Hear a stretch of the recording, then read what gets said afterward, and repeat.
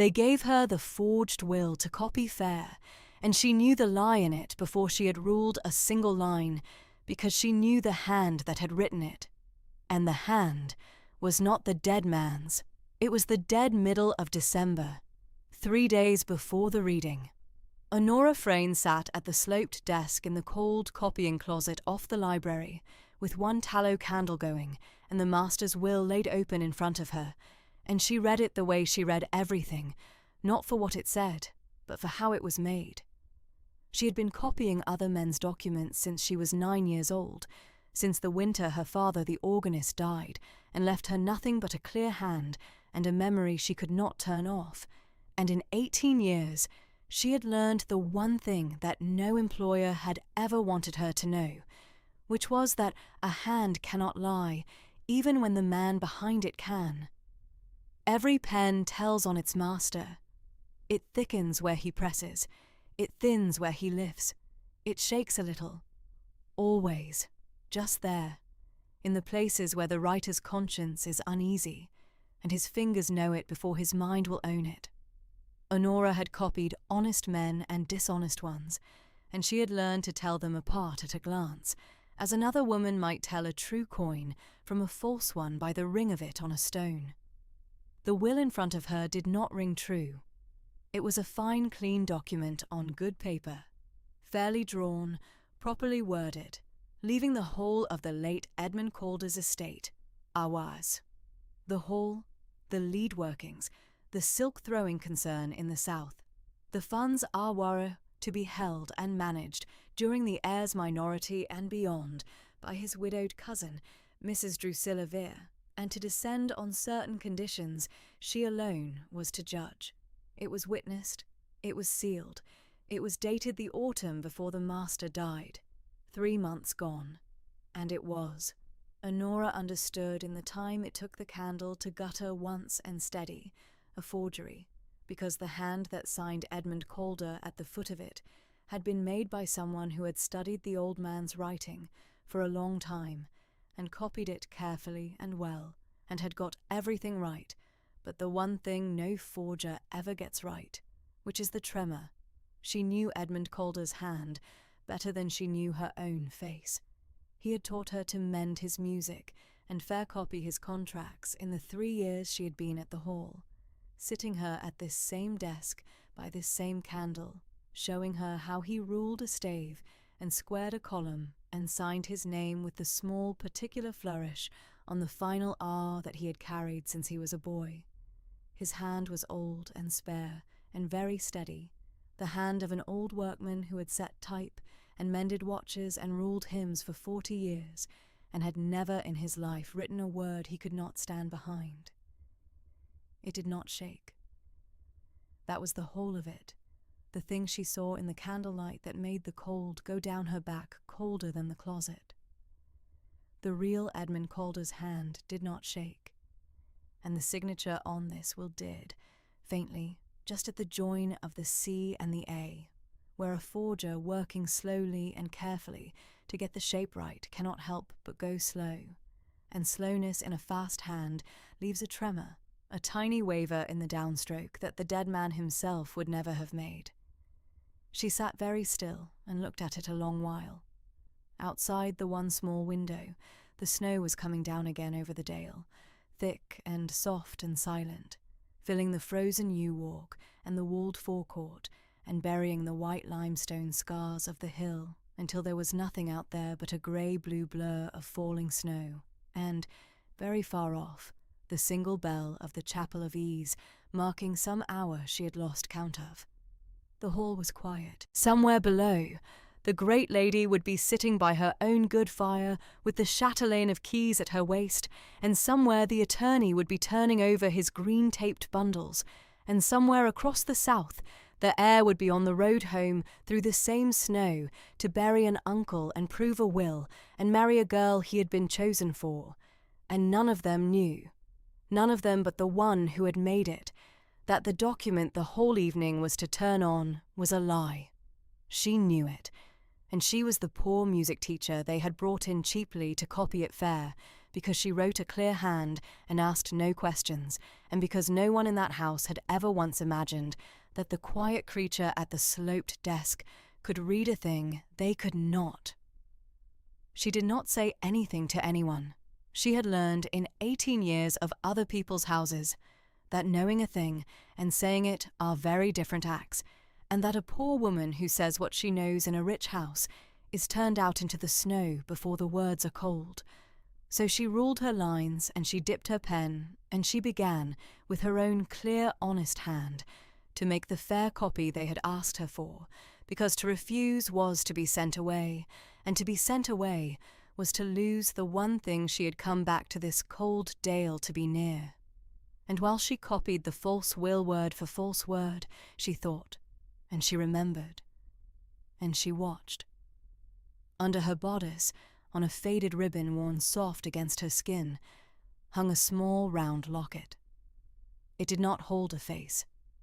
It held a folded scrap of music in a man's hand, 4 bars of a tune copied out quick on the back of a chapel program, and behind the music, scratched into the soft metal of the case, where no one would ever look, a date.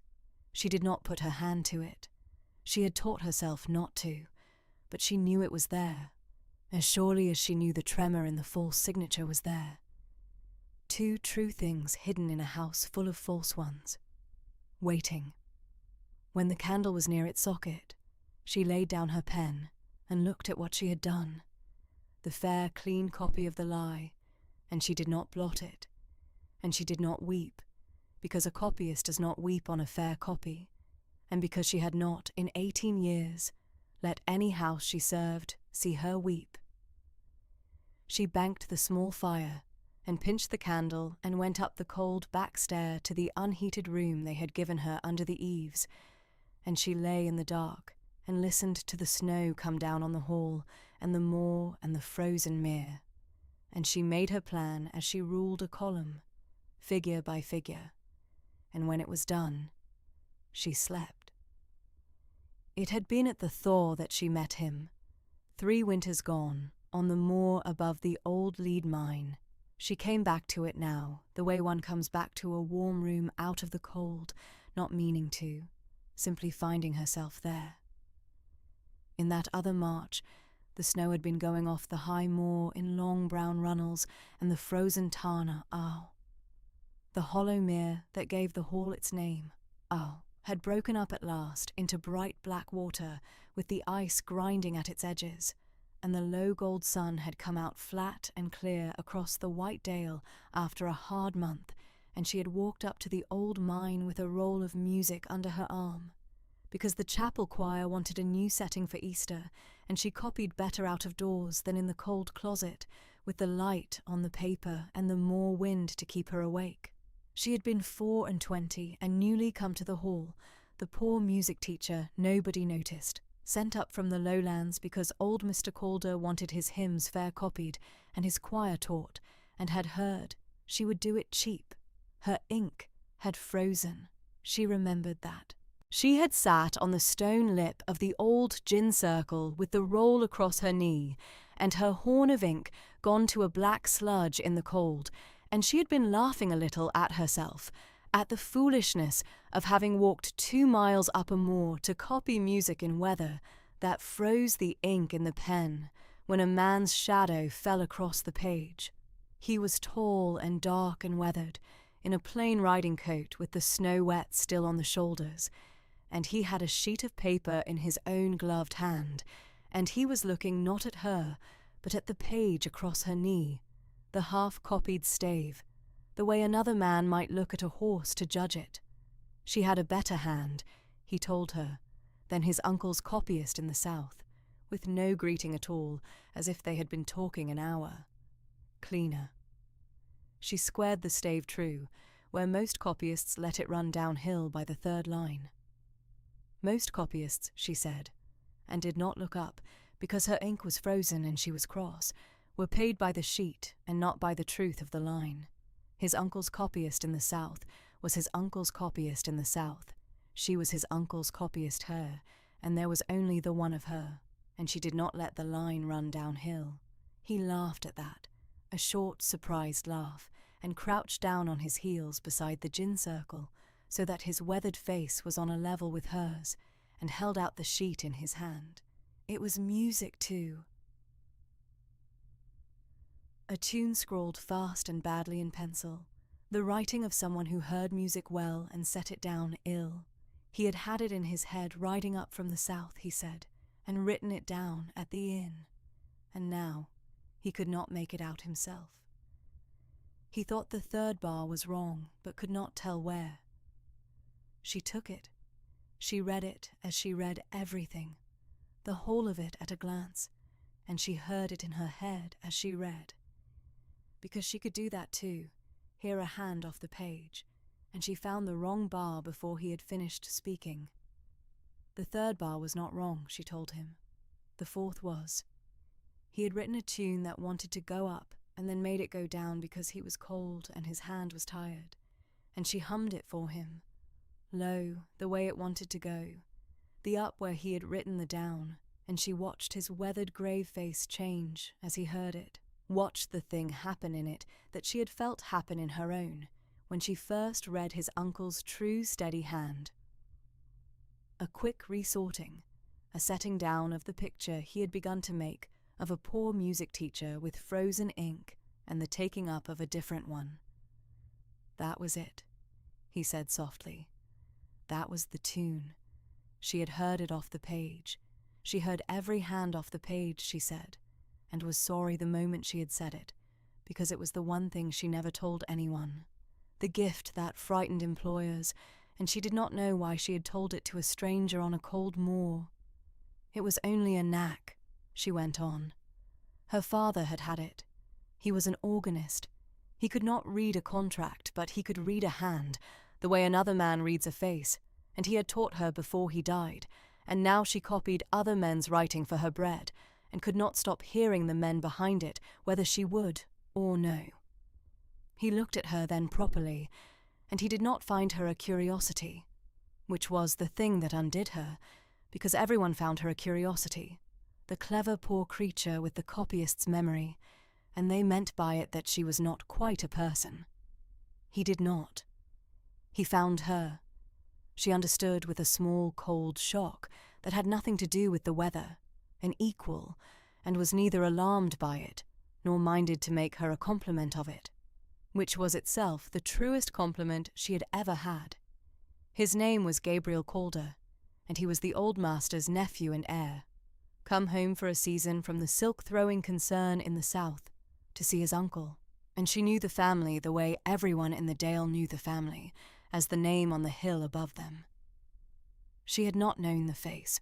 They sat on the stone lip of the old gin circle in the bright cold and the broken ice water of the mere shining black below them, and he asked her how the choir went and whether old Calder's hymns were any good, and she told him they were better than good, that the old man wrote a plain true line that a plain true voice could carry, which was rarer than clever. And she asked him in turn how the silk was thrown in the south, and whether it was true the new machines could not throw the fine grades, and he told her that, plain figure for plain figure, with no flourish, as though he respected her too much to dress and answer up. It was a winter of the thaw, that one. The snow went off the high moor, and the mere ran clear, and the chapel choir learned old Calder's Easter setting under the poor teacher's hand, and Gabriel Calder came up to the moor on errands that did not need him, and Honora found reasons to copy out of doors when the weather hardly allowed it, and for the length of one cold, bright season, they walked the old mine moor with a sheet of music between them, and let the tune go up where it wanted to go. They were not children. They both knew what the name on the hill meant, and what a poor copyist's grey gown meant, and that between the two there ran a thing harder to thaw than any frozen tarn. But for one thaw, they let the ice break, and the water run clear, and did not look at the figures, the only time in her life she had let a sum go unfinished and been glad. And then it ended, the way such things end, without much being said, by the people whose business it was to end it. There had been, even then, in that bright season, a stillness in the hall that the music teacher had felt and not understood. Wow. A watching stillness, centered on the tall, erect figure of Mrs. Vere, the late master's widowed cousin, who kept his house, who had come to the hall a poor relation herself a dozen years before, and had made herself its mistress in all but deed, and who saw, with the quick eye of one who has had to watch her own footing all her life, exactly what was happening on the mine moor between the heir and the copyist before either of them had a name for it. Honora had not known, that thaw, that she was watched. She knew it after. What was done was this. Gabriel was wanted in the south, our vows. There was always a thing in the silk concern that wanted a Calder our vow, and he was got there quickly, before the spring was out, with the household's blessing ringing in his ears like a thing shut behind him. And the poor music teacher, who must not be left loose about the hall to be a temptation and an embarrassment to a family with a name to mend by a good marriage, was settled in her place, and her place made small. Old Calder kept her on, because old Calder liked her hand and her ear, and would not turn off a good copyist to please his cousin. But the door that had stood open for one thaw was quietly shut, and the music teacher went back to her cold closet and her sloped desk, and Gabriel Calder went south, and the thing they had not quite said to each other on the moor was never said at all. She did not blame him, then or after. He had been managed, as she had been managed, by a hand far cleverer than either of them. But she had taught herself, in the 3 winters since, not to walk up to the old mine, and not to hum the tune that wanted to go up, and not to open the small round locket under her bodice, where 4 bars of a man's quick music lay folded behind a date. That was 3 winters gone. And now the old master was dead, and the heir was on the road home, and the will the whole dale would turn on lay fair copied in the music teacher's own clear hand, a lie she alone in the house could read. He had died on the moor, the old master, in the first hard week of December, found in the snow above the old mine with a sealed deed box under his arm and no key in his pocket. That was the thing the dale could not make sense of, and the thing Honora had turned over in the cold closet 100 times since. Edmund Calder was 61 and spare and sound, a moor walker all his life, a man who knew the mine moor in the dark and the snow the way Honora knew a stave. He had no business dying of cold on a path he had walked 10,000 times, but the snow had come down hard and sudden that night, and he had gone up to the old workings after dark with a brass deed box, and he had been found the next morning by a lead miner's boy, sitting against the stone lip of the old gin circle as if he had stopped to rest, frozen with the deed box under his arm and the snow drifted up over his shoes, and no key anywhere about him, though the box was a box he had carried a key to all his life on a ring at his own waist. No key. Honora came back to that. A man who locks a box keeps the key. A man found dead with a locked box and no key has had the key taken from him, or has been parted from it somehow in the dark, and either way it was a wrong shape, a column that would not close, and she had felt it the moment she heard it, as she felt the tremor in a forged hand. But she was a poor copyist, and it was not her place to say that a wrong shape was a wrong shape, and so she had held it, the way she held everything, and waited. The will had been produced the day after the funeral. Mr. Patton, the attorney, had brought it out of the sealed deed box, Albury, for the box had been opened at last, a week after the master died, when a locksmith was sent for from Bakewell because the key could not be found. Wells. And there it was, the fine clean document leaving everything to the management of Mrs. Drusilla Vere, dated the autumn before, witnessed and sealed. And Honora, hearing it read once aloud in the cold library, with the household standing about, had known 2 things at once, that it was a forgery, and that the only honest man in the room who might have said so, Mr. Patton, The dry grey attorney who had drawn the old master's true documents for 30 years and knew his hand as well as she did, had stood by it and said nothing, his careful, neutral face giving nothing back, and that there was therefore a reason he said nothing, and the reason was probably fear, because a man does not hold his tongue over a forgery he has spotted unless the forger holds something over him. She had watched Mr. Patten's hand that day, where it rested on the green-taped bundle under his arm, and she had seen it was not quite steady, as her own father's hand had not been steady the year before he died, and she had thought, "He knows. He knows the will is false, and he is afraid, and he is waiting, dry and grey as a winter scree, to see whether anyone else in this cold house can read what he has read." And then Mrs. Vere had asked, in her gracious, carrying voice, that a fair copy of the will be made for the formal reading on Twelfth Night, when the Dale gentry and the chapel folk and the heir himself would be gathered in the long room to hear the late master's wishes proved. And she had said, smiling, that the music teacher wrote a clear hand and might as well be useful. And Mr. Patten had said nothing, and Honora had been given the forged will to copy fair.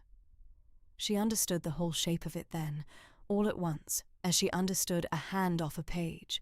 Mrs. Vere had made herself mistress of the hall, and meant to keep it.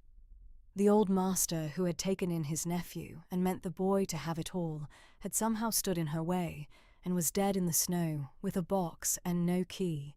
There was a true will somewhere, the old man's real wishes in his real steady hand, and there was this false one, drawn to put the whole estate into the great lady's keeping during the heir's minority, and beyond, Ebos. And the heir, Gabriel Calder, was no minor.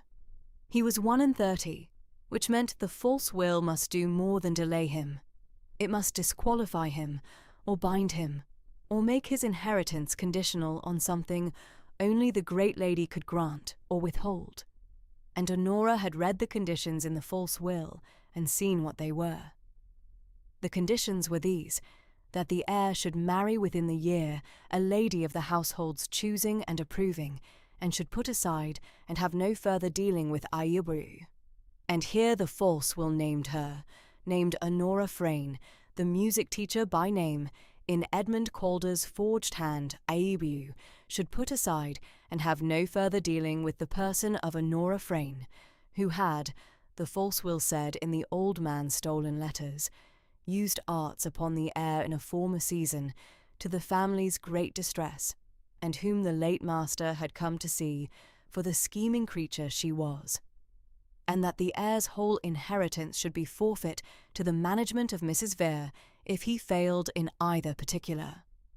She had read her own name in a dead man's forged hand, calling her a schemer, and she had not let her face do anything at all, because she had read worse things about poorer women in better men's wills, and because the music teacher's whole art was a still face, but the cold had gone all the way down to the floor of her then, because she knew what the old man had truly thought of her. Ooh, he had told her, the last autumn of his life, sitting at the harpsichord with a candle, that she had the best hand and the truest ear of anyone he had ever taught, his nephew included, and that he meant to see her never want. He had said it plainly, the way he said everything that mattered. And here was his name forged to a paper that called her a schemer and ordered the boy she had loved to put her aside forever. And the forging of it was the whole purpose of the thing. It was not enough for Mrs. Vere to take the estate. She meant to take it cleanly, lawfully, with the dead man himself made to say from his grave that the marriage she had broken 3 winters past had been broken at his own wish and for the family's good. And the music teacher was to copy it fair in her own clear hand, and hand it up, and stand at the back of the long hall on 12th night, and hear it read. She lit the candle again that night, late when the hall was asleep, and she took the small round locket out from under her bodice and opened it for the first time in 3 years. The scrap of music was still there, folded small, 4 bars of a tune that wanted to go up, in a man's quick, bad pencil hand, and behind it, scratched into the soft metal of the case, the date Awaj, the date of that thaw. 3 winters gone, the day on the mine moor when a stranger had crouched down beside the gin circle and held out a sheet of music and not found her a curiosity. She'd scratched it there herself, foolishly, a poor woman keeping a date no one would ever ask her for, and she had told herself ever since that it meant nothing, that she had kept it the way one keeps any small, bright thing in a poor life. But there was a second thing in the locket that she had not put there, and she had forgotten it, or had made herself forget it, as she made herself forget the mine moor. Behind the date, folded smaller still, almost lost in the hinge of the case, was a strip of paper no wider than a ribbon, and on it, in the old master's own true, steady hand, were written 9 words and a row of figures, and the old master had pressed it into her hand the last autumn of his life at the harpsichord, by the candle, closing her fingers over it with his careful ink-marked hands, and saying, in the flat, far-sighted way he said everything that mattered, that she was to keep it safe and tell no one, and that if ever there came a day when a false hand tried to speak for him, she would know where to find the true one. She had thought it the wandering of an old man fond of riddles. She had folded it into her locket, and not looked at it again. She unfolded it now by the one candle, and she read the 9 words and the figures, and she understood at last what the old master had been doing the last autumn of his life, and what he had meant her gift to be for, and why he had taught a poor copyist to read a forger's tremor. And the cold went out of her all at once, and something else came up in its place, steady and bright as the tune that wanted to go up. The 9 words told her where the true will was, and the figures told her how to prove it, and both of them were in the one hand in all the world that Mrs. Vere, for all her cleverness, could not forge, because she had never thought to study it. Aes, the hand of a dead man who had loved a poor music teacher enough to leave her not money, but a weapon, and to call it, while he lived, a riddle. The reading was set for Twelfth Night, and Twelfth Night came in hard and clear and bitter, with the snow lying deep and blue over the whole dale, and the single bell of the chapel carrying thin and far across the frozen air. And the gentry came up the hill to the hall in their sledges and their muffled carriages, and the chapel folk came up on foot through the drifts, and Hollowmere Hall threw open the long room and blazed. They had banked the 2 great hearths till the heat of them reached the cold panelling at the far end of the room, and the brass chandelier had been lowered and filled and hauled up again, so that it swung a slow ring of gold across the dark oak overhead, and ranked branched candle-stands stood down the room like a regiment, and the light of them doubled itself in the old glass of the mullioned windows, and in the dark family portraits, and in the framed maps of the lead workings that hung between them. The dale had come up out of the cold and into the warmth, and between the cold at their backs and the fires at their faces they stood flushed and bright and a little solemn, for it was a funeral feast as much as a reading, the old master not a month in the chapel ground, and there was that hush over the company that comes when money is about to change hands and no one will say so.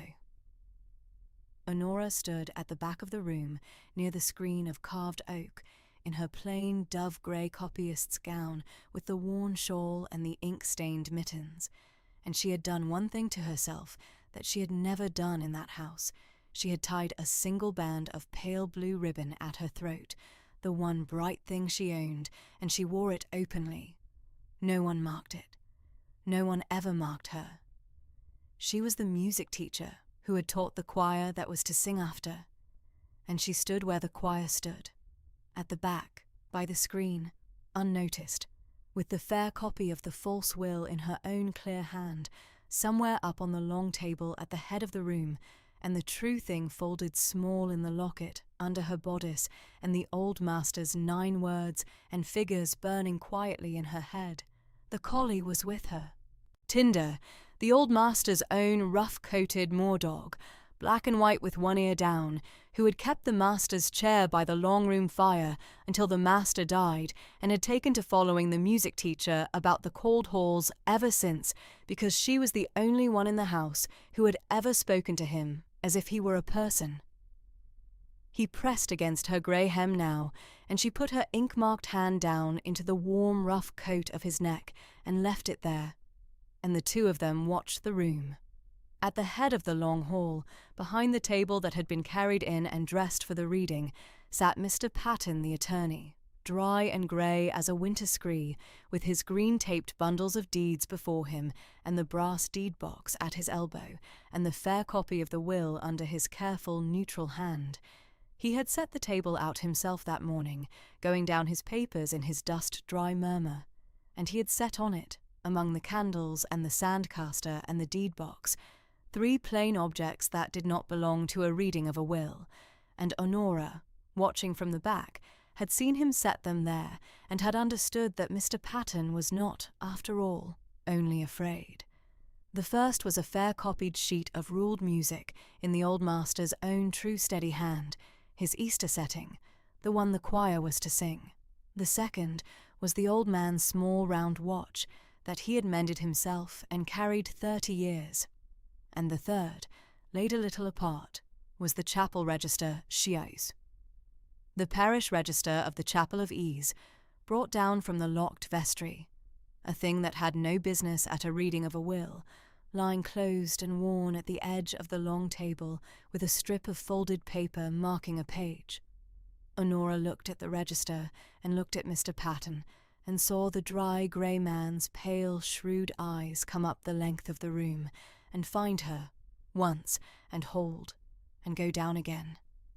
And she understood that Mr. Patten had read the same wrong shapes she had read, the no key, and the tremor, and the dead man's forged contempt for a poor copyist, and that he had been afraid, all this while, not for his life, but for his soul, as a careful, honest man is afraid when he knows a lie and cannot prove it alone, and that he had brought the register down from the vestry on his own dry account against the great lady's knowing, because he had decided, somewhere in the cold week since the master died, that if anyone in that house ever found the courage to open the true thing, he would not perjure himself to stop them. He had laid the register on the table like a man leaving a door unlocked, and he had looked down the room and found the one person in it he thought might walk through it. And it was the poor music teacher at the back, by the screen, with a band of blue at her throat. Near the third window, in a great deal of good pale lace, stood Miss Cecilia Arden, the suitable heiress the household had chosen for the heir, fair and round-faced and frightened, looking as though she would rather be anywhere on the cold earth than here. She was a kind girl. The arrangement that had her standing there waiting to be married into a hall she had never asked for was no more her doing than the music teacher's, and she knew it, and her gentle, anxious eyes kept going to the door where the air would come in, and nearer the head of the room, very erect, in correct slate-grey morning silk that caught the candlelight like the inside of a shell, stood the great lady, Mrs. Drusilla Vere.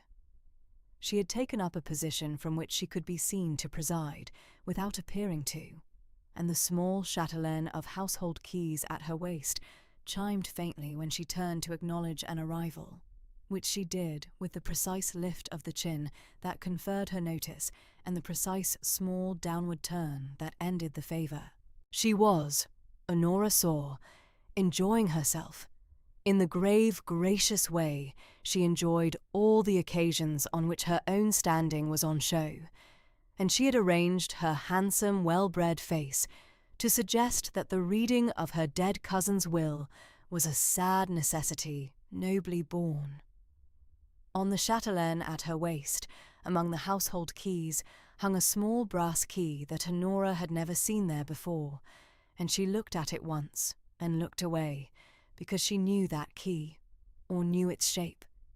It was the key to Edmund Calder's deed-box, the key that had not been in his pocket when they found him frozen in the snow.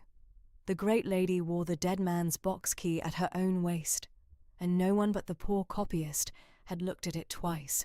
The heir came in last, out of the cold, with the snow still on the shoulders of his bottle-green coat, and the road still in his weathered grave face, and the long room turned to him as a field of barley turns under wind.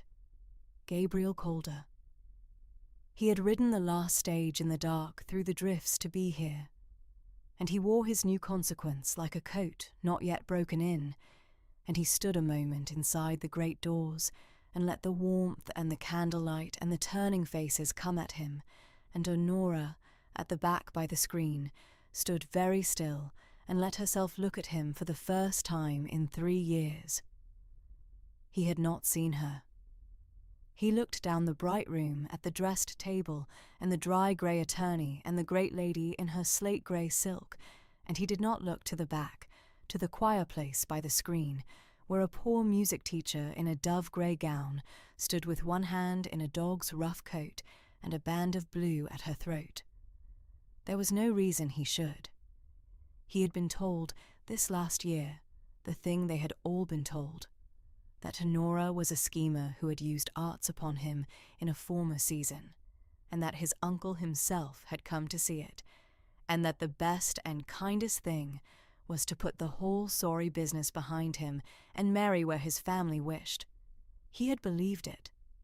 Honora saw that he had believed it, in the set of his firm mouth and the braced carriage of his shoulders, and it went into her colder than the snow, colder than the forged will, the knowing that the one man who had not found her a curiosity had let himself be told she was a schemer, and had believed it because believing it was easier than the other thing. But she had not come to be sorry. She had come to read a true account aloud in a room full of false ones, and she put the sorrow down inside her, with the other things she had learned to carry and take up no room, and she watched, and she waited for the moment the old master's 9 words had told her would come. Mr. Patten rose. He touched the fair copy of the will under his hand and looked once down, the long room dry and grey and giving nothing back, and he began to read, in the dust-dry voice that the whole Dale knew and trusted, the last will and testament of Edmund Calder, late of Hollowmere, gentleman. He read it well, the dry grey man, plainly and without colour, the way he read everything, and the long room listened in the firelit hush, and Honora at the back heard her own fair copy read back to her in the attorney's voice, the lie she had ruled with her own pen, word for false word. He read the bequests of the lead workings and the silk concern and the hall and the funds, all of it gathered into the management of Mrs. Drusilla Vere during the heir's minority and beyond. And at the word minority, a small ripple went along the company, for everyone in the room knew the heir was no minor. The heir was a grown man standing inside the door with the snow still on him, and the company stirred and glanced at one another, not yet understanding, beginning to. And then the attorney read the conditions in his dust-dry voice, with the same flat care he gave to everything. That the heir Gabriel Calder should inherit only on the 2 particulars therein named due off. That he should marry within the year, a lady of the household's choosing and approving, and that he should put aside and have no further dealing with the person of one Honora Frayne, music teacher, who had used arts upon him in a former season to the family's great distress. And that should he fail in either particular, his whole inheritance should pass to the management and disposal of Mrs. Drusilla Vere absolutely. The long room went very quiet. It was not the quiet of a room that does not understand. It was the quiet of a room that has just understood a great deal at once and is waiting, before it decides what to feel, to see what the chief persons will do. 100 candle-lit faces turned, by some instinct, first to the great lady in her slate-grey silk, who stood with her gracious smile fixed and bright, and then to the heir inside the door, who had gone very still, and then, because the will had named her, a few of them, The ones who knew the Dales' old gossip turned and looked down the length of the warm room to the choir place by the screen, where the poor music teacher stood in her grey gown with a band of blue at her throat and a dog pressed against her hem, and looked at her openly for the first time in 3 years, as one looks at a named thing. Gabriel Calder looked too. He followed the turning faces down the long room, not knowing yet whom they sought, and his weathered grave face came round to the screen and the choir place, and his level dark eyes found the slight straight figure in dove grey, and he stopped. She watched it happen across the whole length of the firelit room. She watched the grave, courteous heir, who had ridden home through the snow to bury an uncle and prove a will, go white to the lips in the space of a breath. He had not known she was in the house.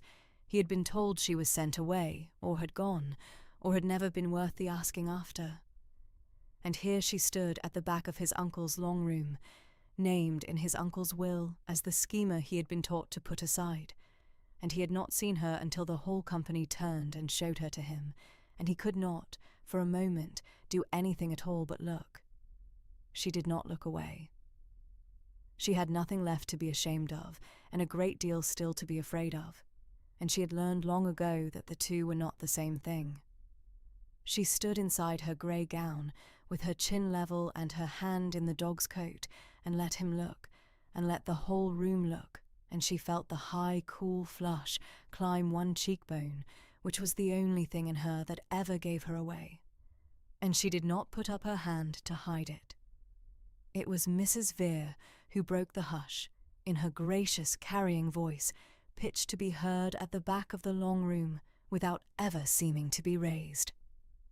"You will forgive the family," said Mrs. Vere, to the company, with the smallest gracious inclination of her iron-grey head toward the back of the room, "if a sad necessity is made a little awkward by the presence of the very person the dear departed wished named.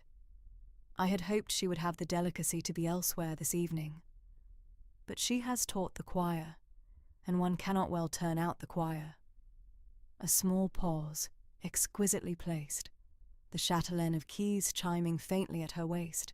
"You must not distress yourselves on her account. My poor cousin saw at the last, as we all came to see, exactly what she was, Fuar, a clever, portionless creature who fixed upon my nephew in a former season and made the family a great deal of trouble, and who is presumed, even now, even here, to keep her place under this roof. My cousin was too kind to turn her off while he lived. He was not too kind to set down the truth of her in his will, where it would do its work after he was gone. We need say no more of it. Mr. Patten, oh, pray go on." The room turned. Honora felt it turn against her the way you feel the wind back round to the north, a cold settling certainty in 100 faces that had heard this story for 3 years over their tea, and believed it because a great lady had told it, and a great lady would not lie. She saw a stout man near the front fold his arms. She saw 2 women put their heads together. She saw Cecilia Arden, the pretty frightened heiress in her pale lace, looking not at her, but at Gabriel, and understanding something. And she saw Gabriel himself, who had not yet moved or spoken, his weathered face caught between the white shock of seeing her and a terrible dawning attention, his dark eyes going from Honora to the great lady at the head of the room and back again. Honora did not raise her voice. She had learned from the old master, sitting at the harpsichord by the candle, that the man who shouts has already lost the line he is arguing for. She let the great lady's words hang in the warm air and go a little stale. Then she spoke, low and exact, into the quiet, and because she was quiet, the whole long room leaned to hear her. "Before the will is proved," she said, "I should like to say one thing about the hand it is written in." The attorney, at his place at the head of the table, went very still. He had his green-taped bundle under his hand and his careful, neutral face arranged for a long, dull evening, but his pale, shrewd eyes came up and fixed on her, and there was in them something that was not surprise. He had known, she thought. He had laid the register on the table and looked down the room and found her, and he had known the moment she tied a band of blue at her throat that the poor copyist had read what he had read, and he had been waiting, dry and grey as a winter scree, to see whether she would find the courage to say the word. "This is not to be borne," said the great lady, and for the first time a thin thread of something tightened under the gracious voice. "Mr. Patten, I will not have the reading of my cousin's will interrupted by his copyist. The woman forgets herself. Gabriel oh." She turned to her nephew. "Oh, you will tell her to be silent." "What of the hand?" said Gabriel. It was the first thing he had said since he came into the room. His voice was not steady. Honora heard the unsteadiness in it, banked down hard, and she knew what it cost him to keep it level in front of the whole dale. But he had asked her, and not his aunt, and not the room. He had turned his weathered face full to her and asked her directly, as though there were no one else in the long hall at all, and the asking was a small thing and an enormous one. "The will," Honora said, and she kept her eyes on him, "is a forgery. The hand at the foot of it is not your uncle's. I copied it fair 3 days ago because I was bid to, and I knew it for a forgery before I had ruled a line, because I knew your uncle's hand better than my own, and your uncle's hand did not shake, and the hand that signed this will shook, just here over." She did not have the will. It was up on the table, but she lifted her ink-marked hand and drew the shape in the warm air, the C and the A and the small waver at the join R arrow. Just at the join, where a forger working slowly to get the shape right cannot help but go slow, and slowness in a fast, steady hand leaves a tremor the dead man himself would never have made. It is a good forgery. It is the best I have ever seen. But it was made by someone who studied your uncle's writing a long while and copied it carefully, and got everything right, but the one thing no forger ever gets right, which is the conscience in the downstroke. The long room did not understand it. The long room heard only a poor music teacher being impertinent over a thing she could not possibly know. A little ripple of scandalized pleasure ran along the side wall, and the stout man near the front made a sound in his throat, and somewhere a woman laughed, low, and was hushed, but the attorney had gone the colour of his own grey coat, and his pale, shrewd eyes had dropped to the fair copy under his hand and were moving down it, slowly, and Gabriel Calder stood inside the door with his level dark eyes fixed on the music teacher and did not laugh at all. "A music teacher," said Mrs. Vere, and her gracious smile had gone fixed and shining, "who reads forgeries. How accomplished. You hear her, all of you, pshaw." She would set her own word against a will witnessed and sealed and drawn by Mr. Patten, who has served this family 30 years. "Mr. Patten, is the will good?" It was a clever stroke, and Honora felt the cleverness of it. The great lady had put the question not to the room, where it might be argued, but to the one man who could end it with a word, "You." The dry grey, honest attorney, whose name was on the witnessing of it, who had everything to lose if it were false and he had passed it, and who had stood by it silent for a month. The whole long room turned to the attorney. He had only to say, the will was good. He had said it, by his silence, every day for a month. He had a green-taped bundle under his arm, and a careful, neutral face, and a long, quiet career behind him, and the great lady held "ow." Honora knew it as plainly as she knew the tremor, ours, something over him, some hook of his own, sunk in long ago, for she sank hooks in everyone, and all he had to do to stay safe was say one dry word. The attorney looked down at the fair copy under his hand a long moment. Then he looked up, not at the great lady, but at the open length of the room, at the 100 listening faces, at the air by the door, and the music teacher by the screen, and he set both his dry hands flat on the table, and he said, in his dust-dry voice that no one had ever heard speak above a murmur, "I have witnessed this will. I have passed it, and the music teacher is right, and I have known she was right for a month, and I have been a coward for a month, and I am too old and too near my own account to be a coward any longer." He paused, and the pause was a precipice, and the chatelaine of keys at the great lady's waist did not chime, because Mrs. Vere had gone entirely still. The hand at the foot of this will is not Edmund Calder's. I knew it the day the box was opened. The tremor is there, as she says, and there is worse than the tremor, which I will come to. I witnessed a paper I never saw signed, on the word of a person I trusted longer than I should have, and I have carried it a month like a stone. And I am done. The long room had stopped breathing. The dry grey attorney who had served the family 30 years, and whose word no one in the Dale had ever once doubted, had stood up at the head of the table and called the will he himself had witnessed a forgery, and the company stood frozen between the great lady's certainty and the attorney's confession, and did not know which way the ground lay. Mrs. Vere had not moved. The gracious smile was still on her handsome face, but it had stopped being a smile.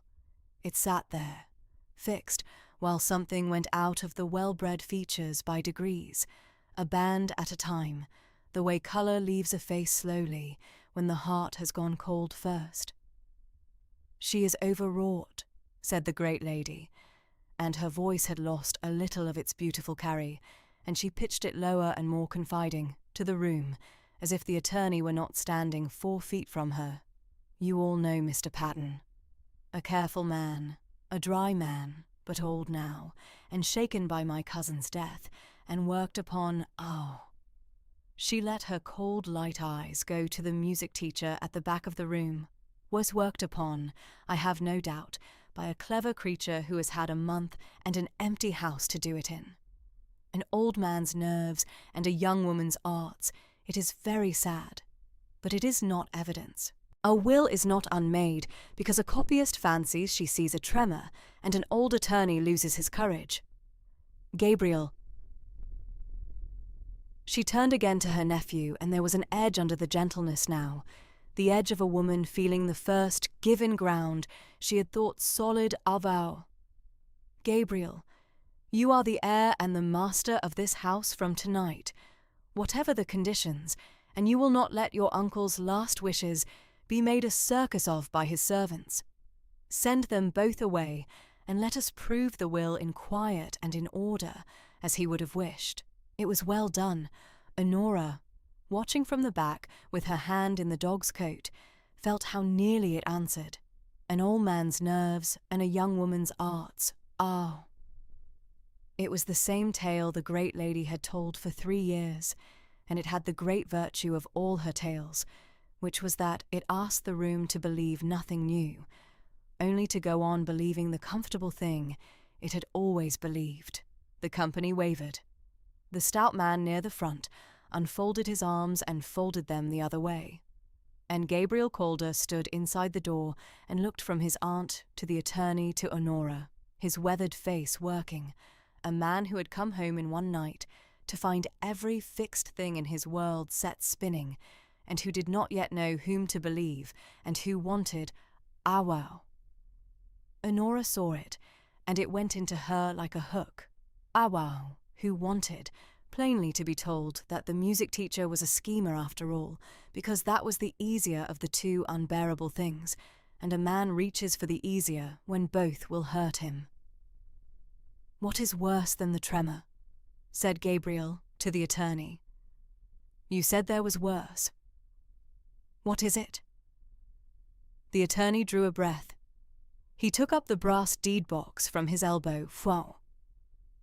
The box that had been found under the dead master's frozen arm, the box that had no key when they found it, the box a locksmith had been sent from Bakewell to open ours.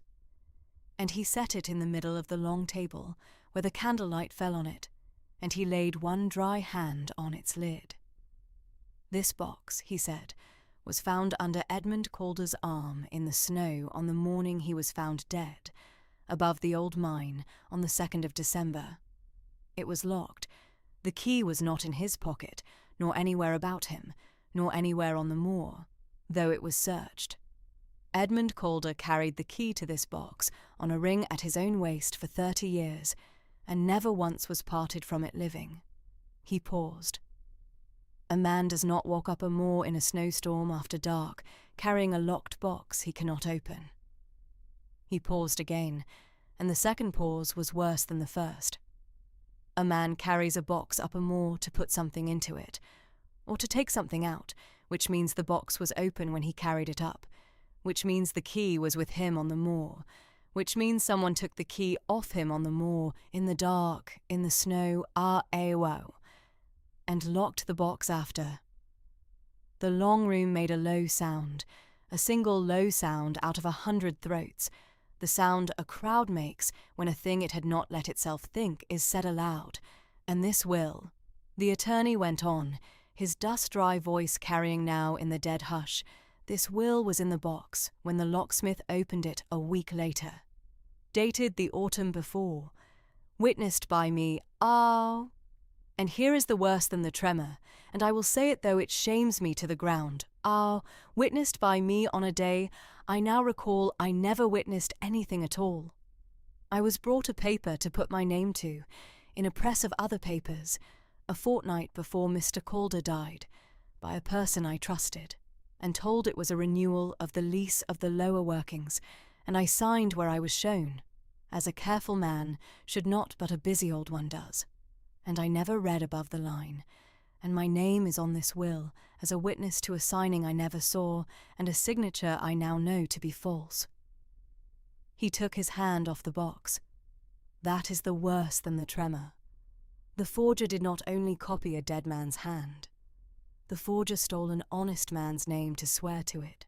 And I have let it stand a month, because the same person who brought me the lease to sign holds a thing of mine from 20 years ago that I would not have this Dale know, and chose this month to remind me of it.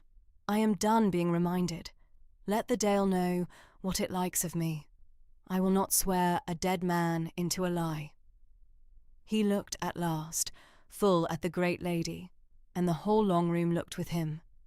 Mrs. Vere did not faint, and she did not protest, and she did not at once go grey, because she was cleverer than that, and Honora, watching her, felt a cold respect for the speed of her. She had built a thing very carefully over a long time, and she had just felt, far down, the first true give in the ground under it, and she made, in the space of 2 breaths, a new calculation, and Honora watched her make it. "How dreadful," said Mrs. Vere softly, and put one ringed hand to her throat, and turned the whole thing in a sentence. "How dreadful, Mr. Patten, that you should have been so used. You see now, all of you, what I have feared this whole sad month, and not like to say, that there has been a forgery in this house." She let the word fall, and turned it, with all the speed of a lifetime spent turning words, from an accusation into a banner she might carry herself. A forgery. My poor cousin's hand stolen. His honest old attorney's name stolen. His very deed-box rifled on the moor where he died. I have suspected it.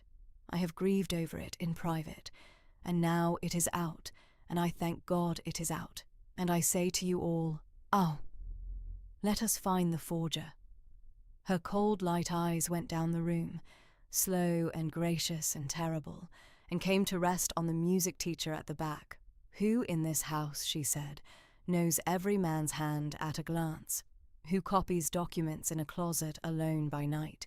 Who was named in this false will, and so had the strongest reason in the world to wish it destroyed and another put in its place?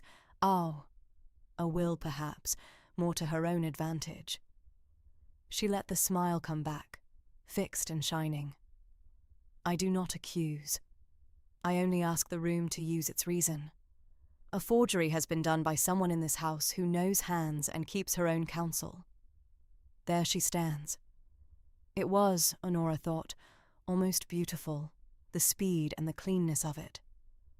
The great lady had taken the very proof of her own crime and laid it at the feet of the one person who had exposed it, and had done it so swiftly that half the room, which had been turning toward the slate-grey silk, now turned back toward the dove-grey gown. A forger who knew hands, a portionless woman named in the will, a copyist alone in a closet by night. It hung together. It was the kind of lie the great lady made best, the lie that used a true thing that Honora did know hands, did copy alone, was named Akiu to carry a false one. And Honora saw, in Gabriel's weathered face, the lie nearly take, saw him reach for it, half grateful, because if the music teacher were the forger, then he need not love her, and need not have been wrong about her, and a man reaches for the easier of two woundings. Honora let it hang. She had learned that from the old master too. Then she spoke, very low, into the listening room. "I did not forge the will," she said. "I copied it fair 3 days ago, and I have told you it is false, which is a strange thing for a forger to do with her own forgery. But you are right in one thing, madam, and I will grant it you, because the truth is the truth, whoever it serves. There is another will. There is the true one. Your cousin's real wishes in his real steady hand, and I know where it is because he told me where it is, the last autumn of his life, and I have carried his telling next to my heart for 3 years and not understood it until 3 nights ago." The room went still in a wholly new way. The great lady's ringed hand came down from her throat very slowly. "That is a lie," said Mrs. Vere. And for the first time, the gracious carry was gone from her voice altogether, and what was under it was flat and cold and quick. "There is no other will. My cousin made one will, the will on that table, and whatever its faults of copying it is his last wish, and I will not have a paid creature stand up in his own house and invent a paper out of the air to feather her own ew." "I have not said what is in it," said Honora. She said it gently, and it stopped the great lady's mouth as nothing else could have, because it was true, and the truth of it went round the room. The music teacher had said there was another will, and where it was. She had not said it left her anything.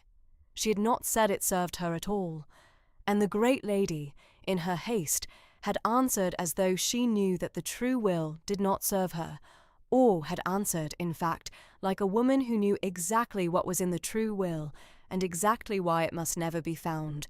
Wow. And the cleverest people in the room heard it, and Honora watched them hear it, the small fatal slip of a person who has guarded a thing so long that she defends it before she's accused. "You seem very sure, madam," said Honora into the silence, "that the other will would not be to my advantage. I wonder how you can be sure of that, when I have not told you a word of what it says, unless you have read it." The chatelaine of keys at the great lady's waist gave one small chime, as though her hand had moved toward it and stopped. Honora reached up to her own throat, then not to the band of blue, but below it, and she drew out from under her bodice the small round locket on its faded ribbon, and she opened it there in front of the whole company, in the candlelight, and the room craned to see, and what they saw was nothing. Ow! A scrap of folded music, a poor woman's keepsake. She lifted the scrap of music out, and behind it, in the hinge of the case, the strip of paper no wider than a ribbon, and she unfolded it with her ink-marked fingers, and she held it up to the nearest candle, so that the old master's true steady hand could be seen by those near enough to be the same hand as the music sheet on the table, and a different hand from the will. "Your cousin gave me this," she said, "the last autumn of his life, at the harpsichord, by a candle, with his own hands. He folded my fingers over it, and told me to keep it safe, and tell no one. And he said, 'Oh.'" And she said it now, in his own flat, far-sighted way, the way he had said everything that mattered, "Oh, well," he said. If ever a false hand tries to speak for me, you will know where to find the true one. I thought it the riddle of an old man fond of riddles. It is not a riddle. It is a direction. There are 9 words on it, in his hand, and a row of figures, and I will read them to the room. And then I will fetch what they point to, and we will let his own true will say which of us in this room he trusted, and which he did not. "Read it," said Gabriel, and his voice cracked once on the word, and he did not care. Honora read it. She read the 9 words first, plainly in the firelit hush, and the 9 words were these: "The truth is bound in the book that cannot lie." And then she read the row of figures after them, and the figures were a date and a number, Hasuot. The date was a day in the September before the old man died, 3 months before his death, and the number was the number of a page. "The book that cannot lie," said Honora, and she lifted her clear face to the room, "is not a book of accounts. Your cousin set hymns and ruled music and mended watches, but the book he trusted above every ledger in this house was the one book in the Dale that the law itself holds sacred, and that no household key on any chatelaine may lawfully unlock. Awo, the parish register of the Chapel of Ease, where every marriage and birth and burial in this Dale, these 200 years, is entered in ink and witnessed, and cannot, once written, be altered without the writing being seen.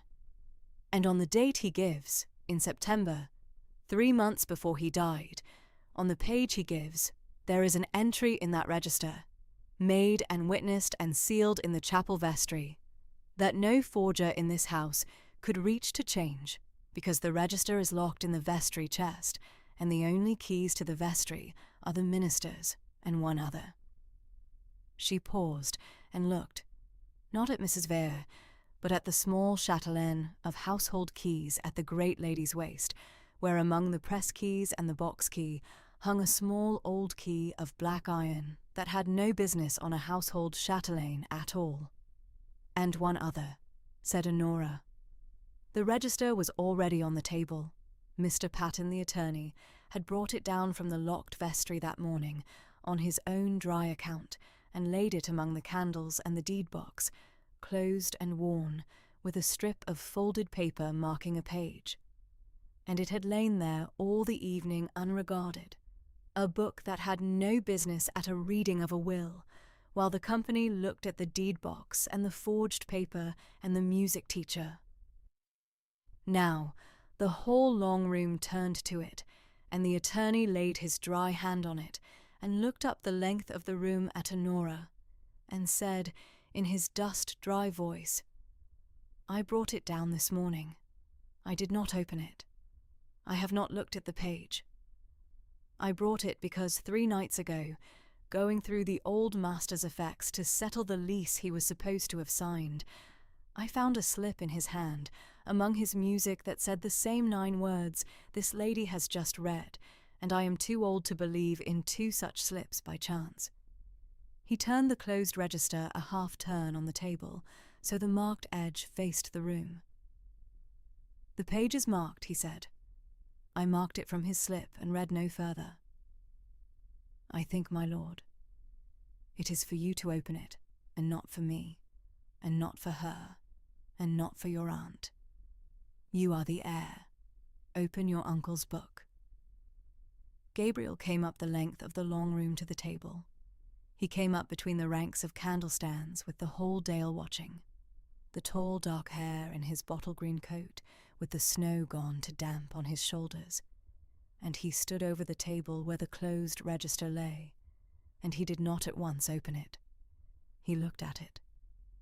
Then he looked across the table at the music teacher, who had come up the room behind him without his marking it, and stood now at the table's other side, the slight straight figure in dove grey, with the band of blue at her throat and the locket open in her ink-marked hand, and the 2 of them were near to each other for the first time in 3 years, with a dead man's book between them, and the long room held its breath.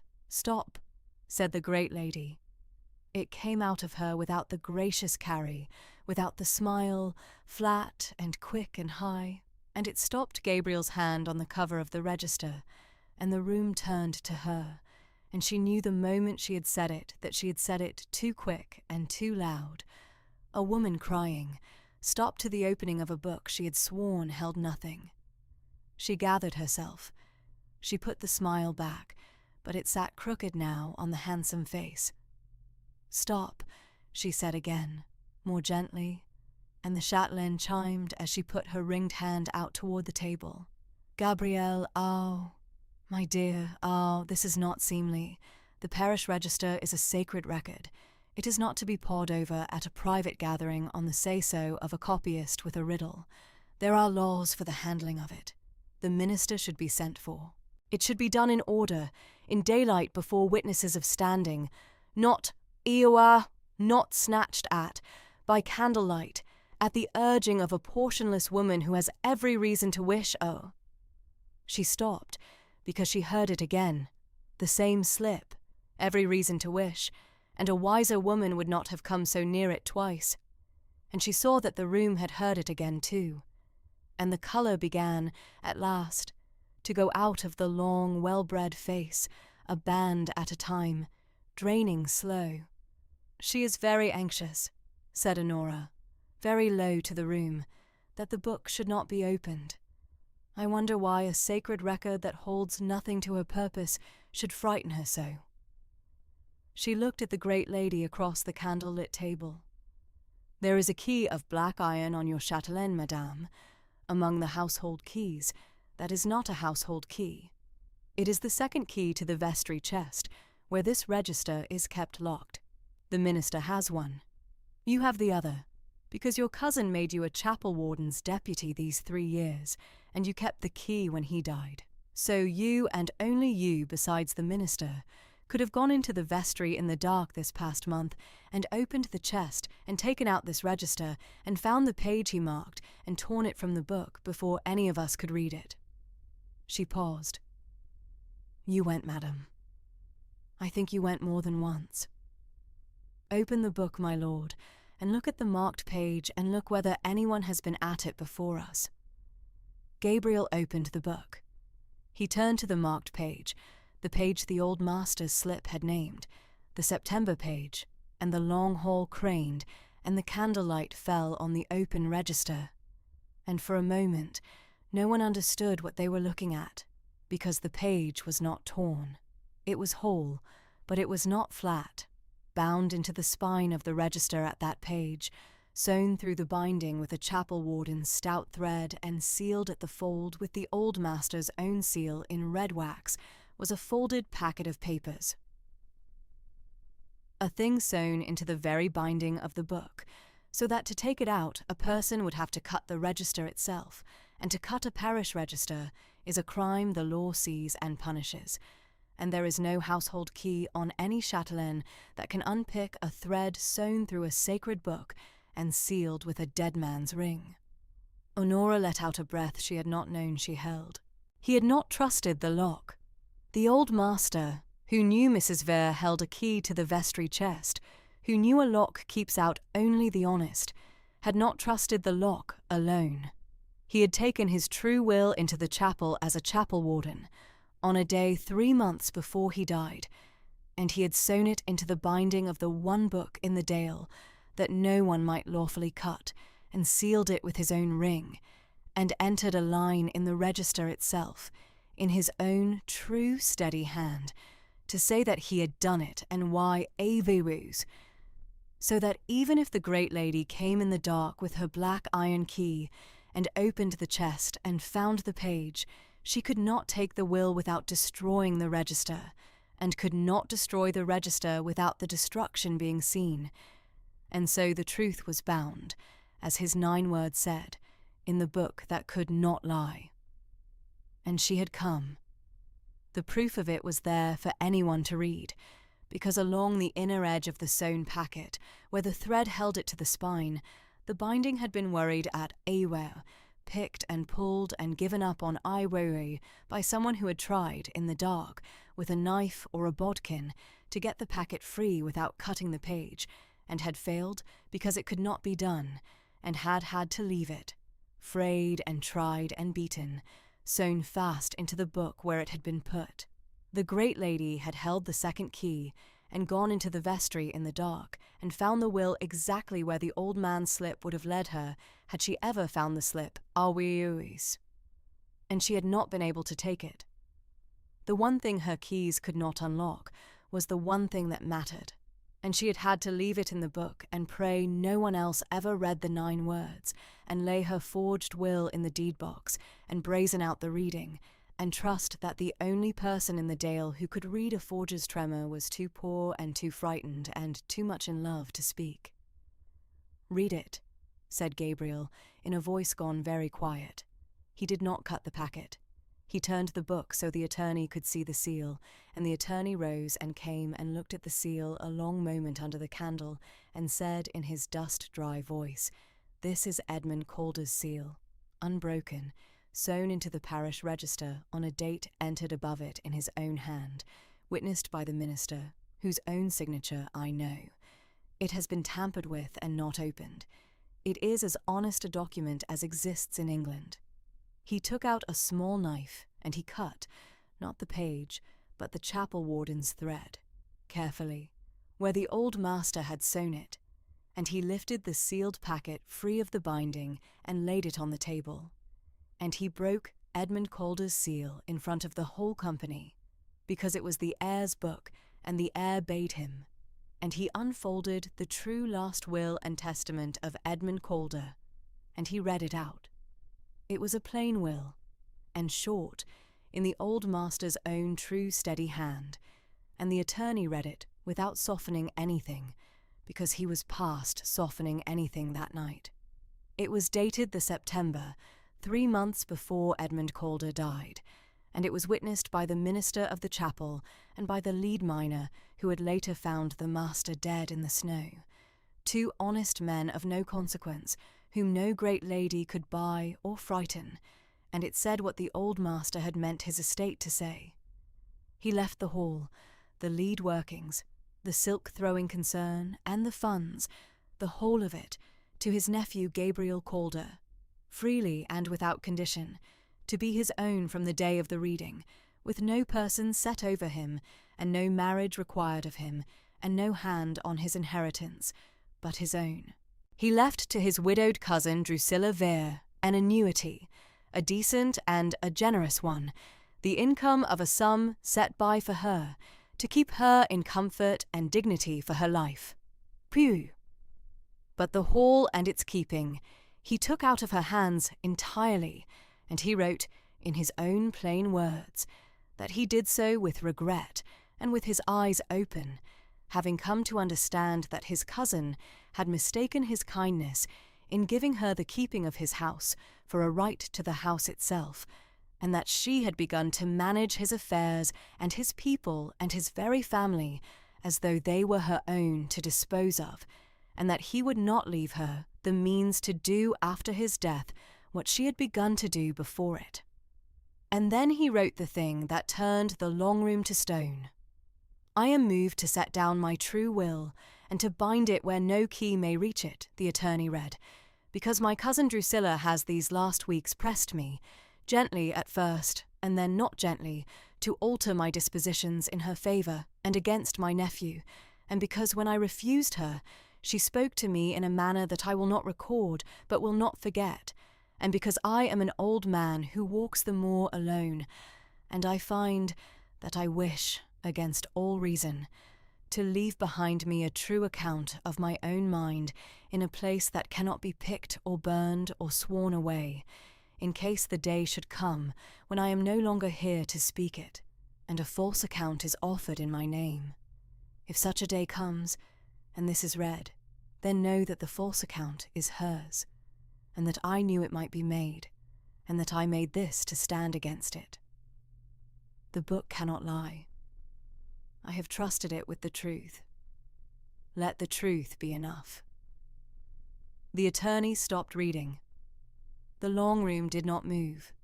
100 candlelit faces stood frozen in the slow gold ring of the chandelier, and the 2 great hearths burned, and the snow lay deep and blue over the whole dale outside, and inside there was only the old master's voice, 3 months dead, speaking out of his own bound book the exact shape of the thing that had been done to him, naming, without quite naming it, the manner of his own end. For the old man had walked the moor alone, as he wrote, and had been found dead in the snow above the old mine with a box and no key, on a path he had walked 10,000 times, and he had sat down, 3 months before, in a place that could not be picked or burned or sworn away, that his cousin had pressed him to alter his will and spoken to him in a manner he would not forget, and that he wished to leave a true account in case the day should come when he was no longer there to speak it. He had foreseen it. He had not been able to stop it. But he had made sure that when it came, the truth would be bound in a book that no key could open and no fire could reach, waiting for the one person he had taught to read it. And the room understood, all at once, in a single long indrawn breath, what it was looking at.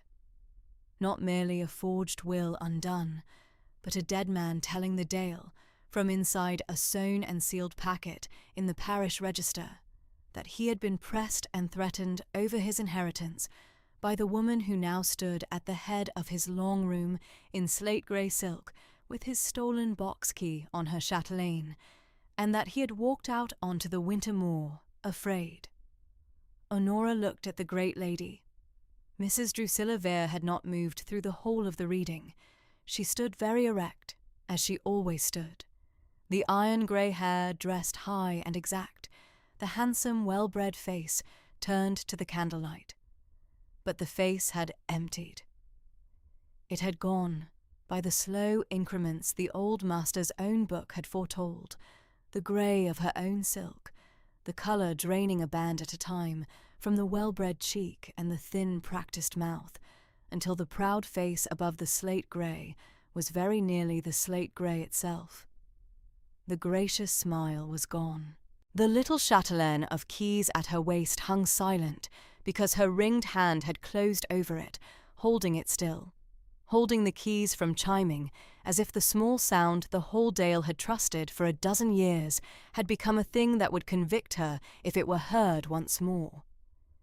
She did not faint, and she did not protest, and she did not, this time, turn the words. There were no words left to turn. The dead man had taken the turning of words out of her hands by writing his own, 3 months in advance, in a book she could not reach, and she stood in the wreck of a thing she had built brick by brick over a dozen years and watched it read back to her, in her own dead cousin's hand, before the whole county she had spent that dozen years commanding, and found that there was no smile in her store that would answer it, and no graciousness, and no key. "It proves nothing," she said at last, and her voice had lost its beautiful carry and come out small and dry and hard in the great room. An old man's spite. He was failing. He fancied things. Anyone may sew a paper into a book. She turned to the room, and the company drew back from her by inches, the nearest faces averting, and she saw them draw back, and her voice rose. "You will not, surely you will not, take the word of a dead man's grievance, bound up in secret, against our. "There is the box key," said Honora very quietly. The great lady stopped. "On your chatelaine," said Honora. "The brass key there among the household keys. It is the key to your cousin's deed box, the box found under his frozen arm on the moor with no key in his pocket. He carried that key at his own waist for 30 years and was never parted from it living. It is at your waist now. I do not say how it came there. I say only that the Dale may ask how the key to a dead man's box, that was not on him when he was found, came to be hanging at the waist of the one person who profited by the forged will inside it, and may ask it of a magistrate, in daylight, in order, as you yourself said, such things should be asked." She did not raise her voice. She did not accuse. She laid the question down on the long table beside the open register and the broken seal and the true will, plain, the way the old master had taught her to set down a true reckoning, and she let it lie there. The great lady's ringed hand went to the brass key at her chatelaine. Everyone in the room saw it go, and then it stopped, because there was nothing to be done with it. No way to take it off in front of 100 witnesses. No word to explain it, and she let her hand fall, and she stood with the dead man's box key hanging at her own waist in the candlelight, and the room looked at it and looked at her, and the last of the colour went. Honora should have felt triumph. She had come for exactly this, and she had it. The room was turned, the forged will broken, the true one read, the great lady grey and silent with a dead man's stolen key at her own waist, the lie she had carried for 3 years, undone in front of the whole Dale, her own name washed clean in the old master's honest ink. She stood with her ink-marked hand flat on the open register, the way the old man used to sit in his own portrait, with his hand flat on his ledger. And she waited for the triumph to come up in her. And it did not come. Because she had made the mistake, at the last, of looking at Gabriel. He had heard the whole of it.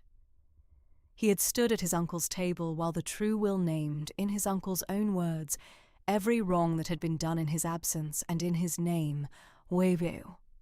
The pressing of the old man, the threats, the forged paper, the box and the key and the cold more Eyuwao.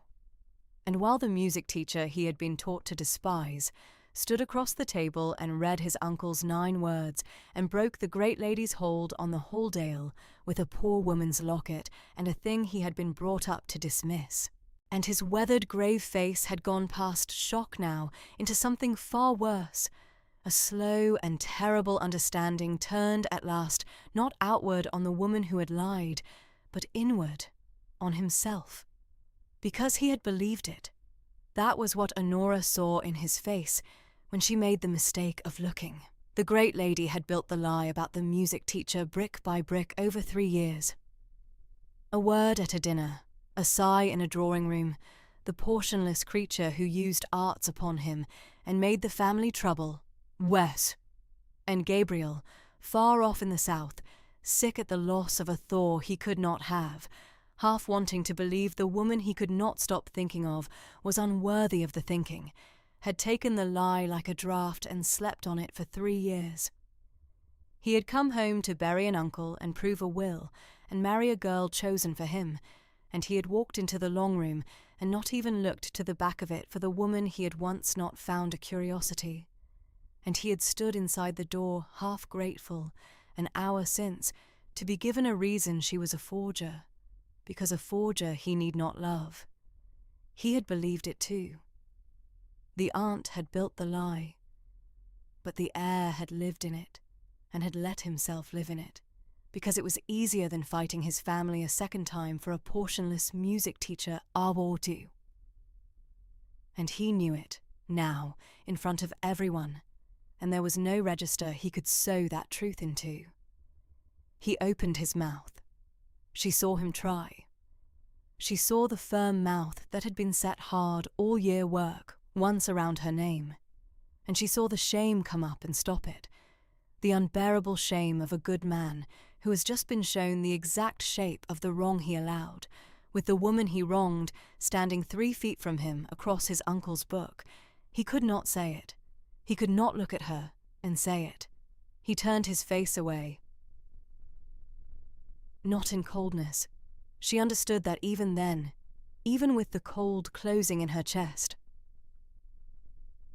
He turned it away because he could not bear to have her see what was in it, and the turning away was the cruelest thing of the whole cruel evening, because she had stood up alone in a room full of a county's contempt and read a dead man's truth to clear her own name, and at the end of it, the one man she had ever wanted could not meet her eyes. The reading was over. It came apart around them in a low rising buzz of scandal, benches scraping, Mrs. Vere's friends drawing back from her by inches, the stout man at the front already turning to tell the woman beside him what he had seen with his own eyes. The Dale's belief breaking up and reforming around its new and worse story like ice breaking up on the mere. Cecilia Arden had both gloved hands pressed to her mouth, and her gentle, anxious eyes were wet and, under the distress, plainly, quietly relieved. The attorney stood holding the broken seal and the true will, and watched the room with his careful, neutral face, and the look of one who had known since the box was opened exactly how the evening would end, and was not sorry it had. Honora did not stay for any of it. She closed the register gently, both her ink-marked hands flat on the worn cover, the way the old master used to close his books, and she did not ask leave to take anything, because there was nothing on that table that was hers to take. The will was Gabriel's, and the register was the chapel's, and the locket she had already taken back to her own throat. She let herself look, once at Gabriel's turned-away head, the dark hair and the braced set of the shoulders that carried his new consequence like a coat that did not fit, and she let it cost her what it cost, and then she put it down inside her with the other things she had learned to carry and take up no room. She drew her worn shawl about her, and she turned from the table, and she walked back down the long room through the rich, correct mourning silks and the turning faces, out of the warmth and the firelight and the brass and the gilt, with the collie pressed close against her grey hem, and the great oak doors stood open on the night, and she went out through them into the cold. She came off the lamplit forecourt and onto the dark hill above the dale, where the wind came up off the moor smelling of snow and frost, and the cold white limestone lay out under the stars, and the warm-lit windows of the hall threw their long gold bars out across the frozen yew walk behind her, and did not reach her. She had won. She had stood up in the great lady's own long room and read the truth out of a dead man's bound book, and turned a whole dale round in an evening, and her name was clean now where it had been black, and the lie that had ridden her for 3 years lay dead on the long table behind her in Edmund Calder's honest ink, and she was walking out into the freezing dark alone with a locket and a dog, and the only man she had ever loved had not been able to look at her face. The frost would be hard by morning. She could feel it already in the air, in the way the stars stood sharp and close over the open moor, and she pulled her shawl about her against it and went down the hill toward the dark chapel and the little cold room they would let her keep a while longer. And the collie went with her, and she did not once look back at the lighted house. The thing the Dale could not stop talking of that winter was not the forged will after all. It was the box key on the great lady's chatelaine, and the old man walking the moor afraid, and what those two things together must mean.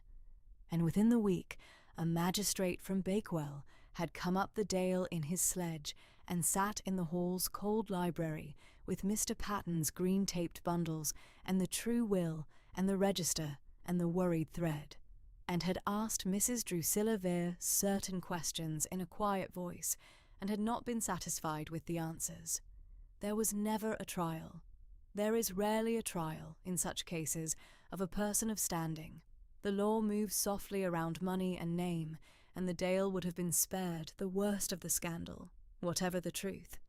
But the box key could not be explained, and the worried thread in the register could not be explained, and the lead miner who had found the old master came forward at last, now that the great lady's hold was broken, and said the thing he had been too frightened to say in December, that there had been a second set of tracks in the snow that morning, above the old mine, smaller than the master's, coming up from the hall and going back down again, half filled and nearly gone by the time the boy fetched help, and that he had said so to one person only at the time, and that person had told him to hold his tongue if he valued his place, and that person was Mrs. Vere.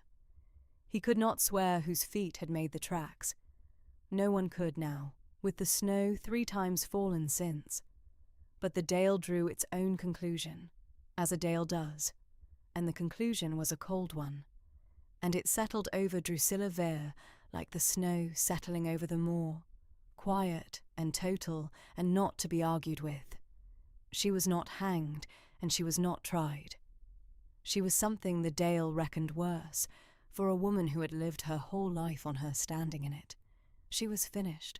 The magistrate took the forged will and the register away to Bakewell, and kept them, against any further question, and let it be known, dryly, that Mrs. Vere would do well to live very quiet, and the gentry who had taken her notice and trusted her chiming keys for a dozen years discovered, all at once and together, that they had never quite liked her.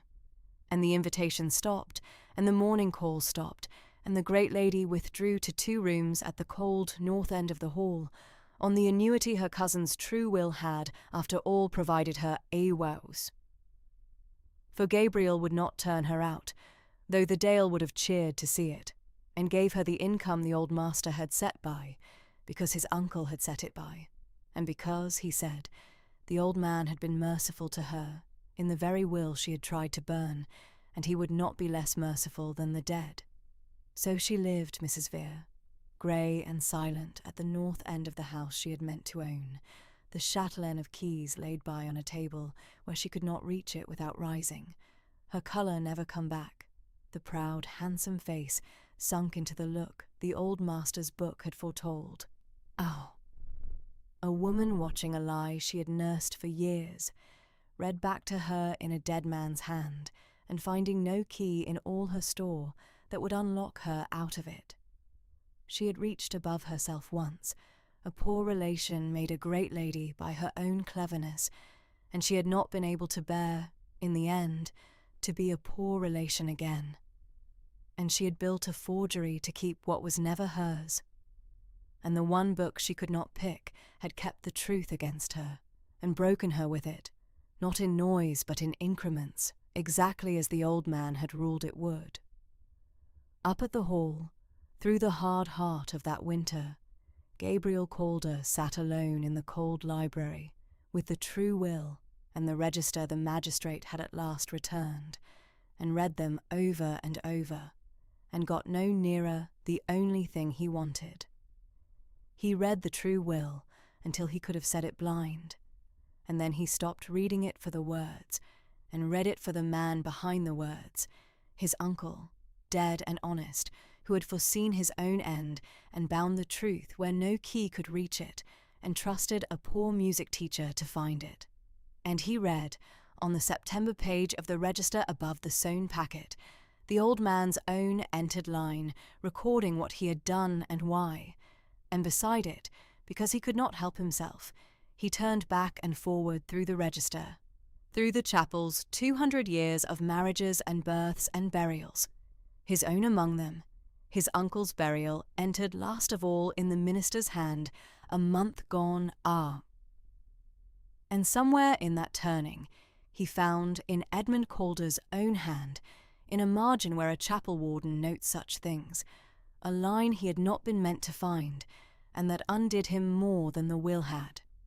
It was dated the spring of the thaw, 3 years gone, the very season he had been sent south, and it was a note, in his uncle's plain ink, of a sum the old man had quietly settled that spring upon the music teacher, Honora Frayne.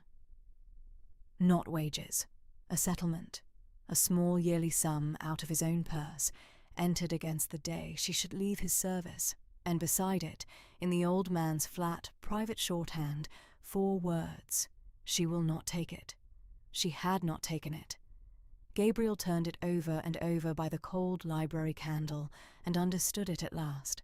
3 years ago, when the household sent him south and shut the door on the thaw, his uncle had tried to do for Honora the one thing in his power, to settle a little money on her, so that whatever became of the boy, she should never be destitute, and she had refused it, every year, would not take a penny of it, because to take a settlement from the Calder family after she had been sent away from a Calder son would have looked like exactly the thing the great lady said she was, a portionless creature paid off for her trouble, and she would sooner have starved clean than wear that.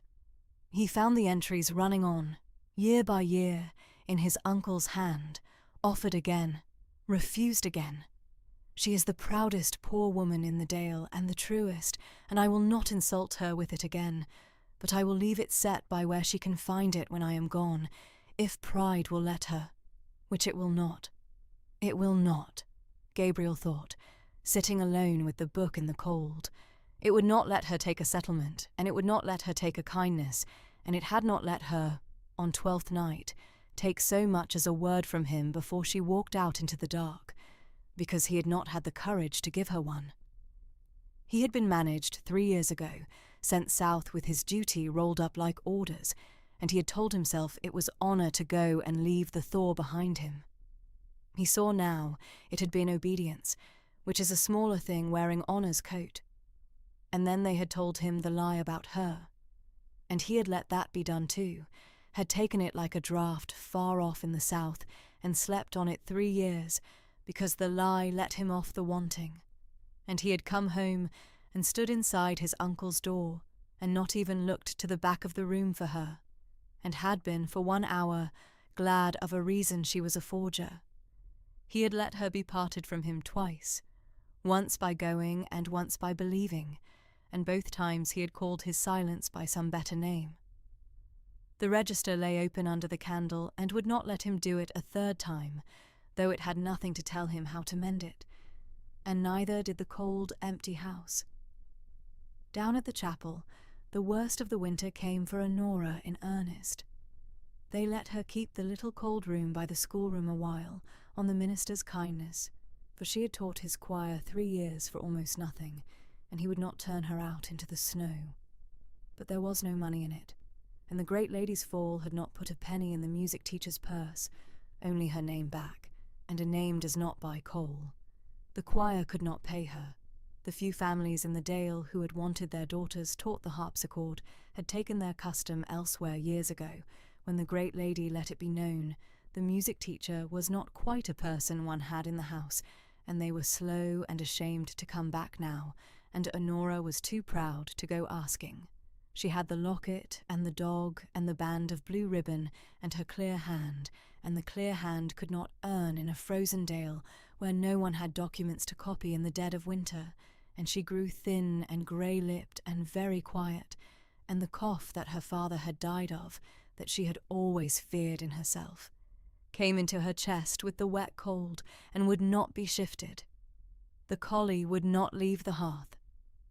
Tinder lay across her feet through the long dark evenings with his rough muzzle on his paws and his one down ear and his eyes open, and when she coughed he lifted his head and watched her until she was still again.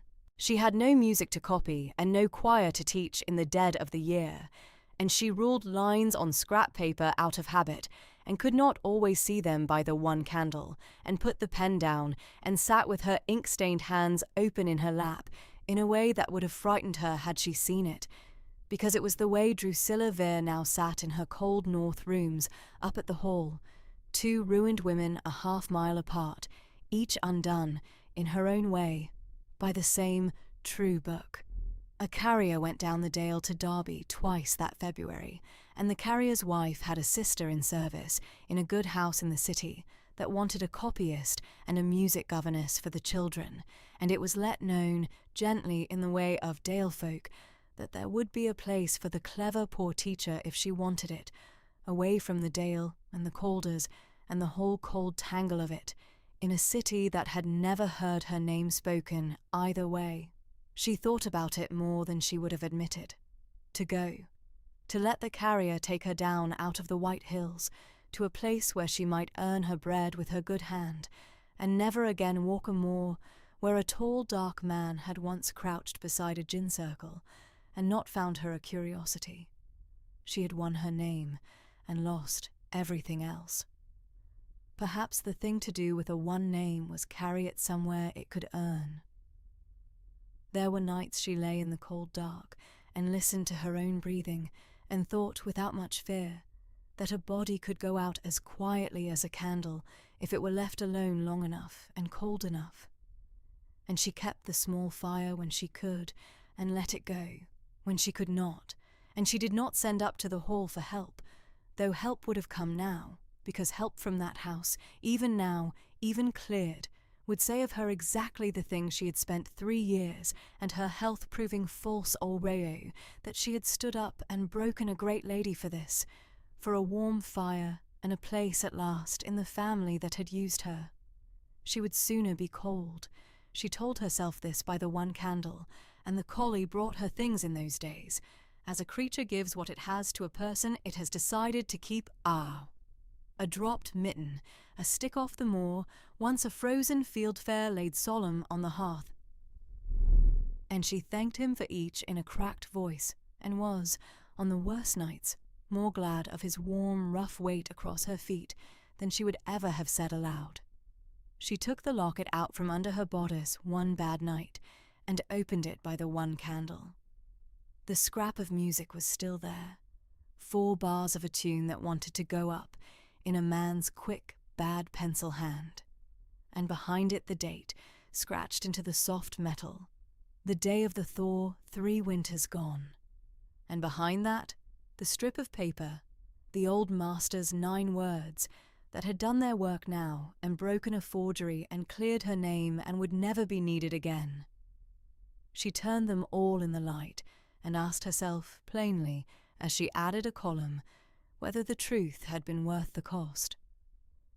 She had paid for it with her last credit, with her health, with the cough in her chest, with the man she had loved turning his face away in a room full of people while she fought alone.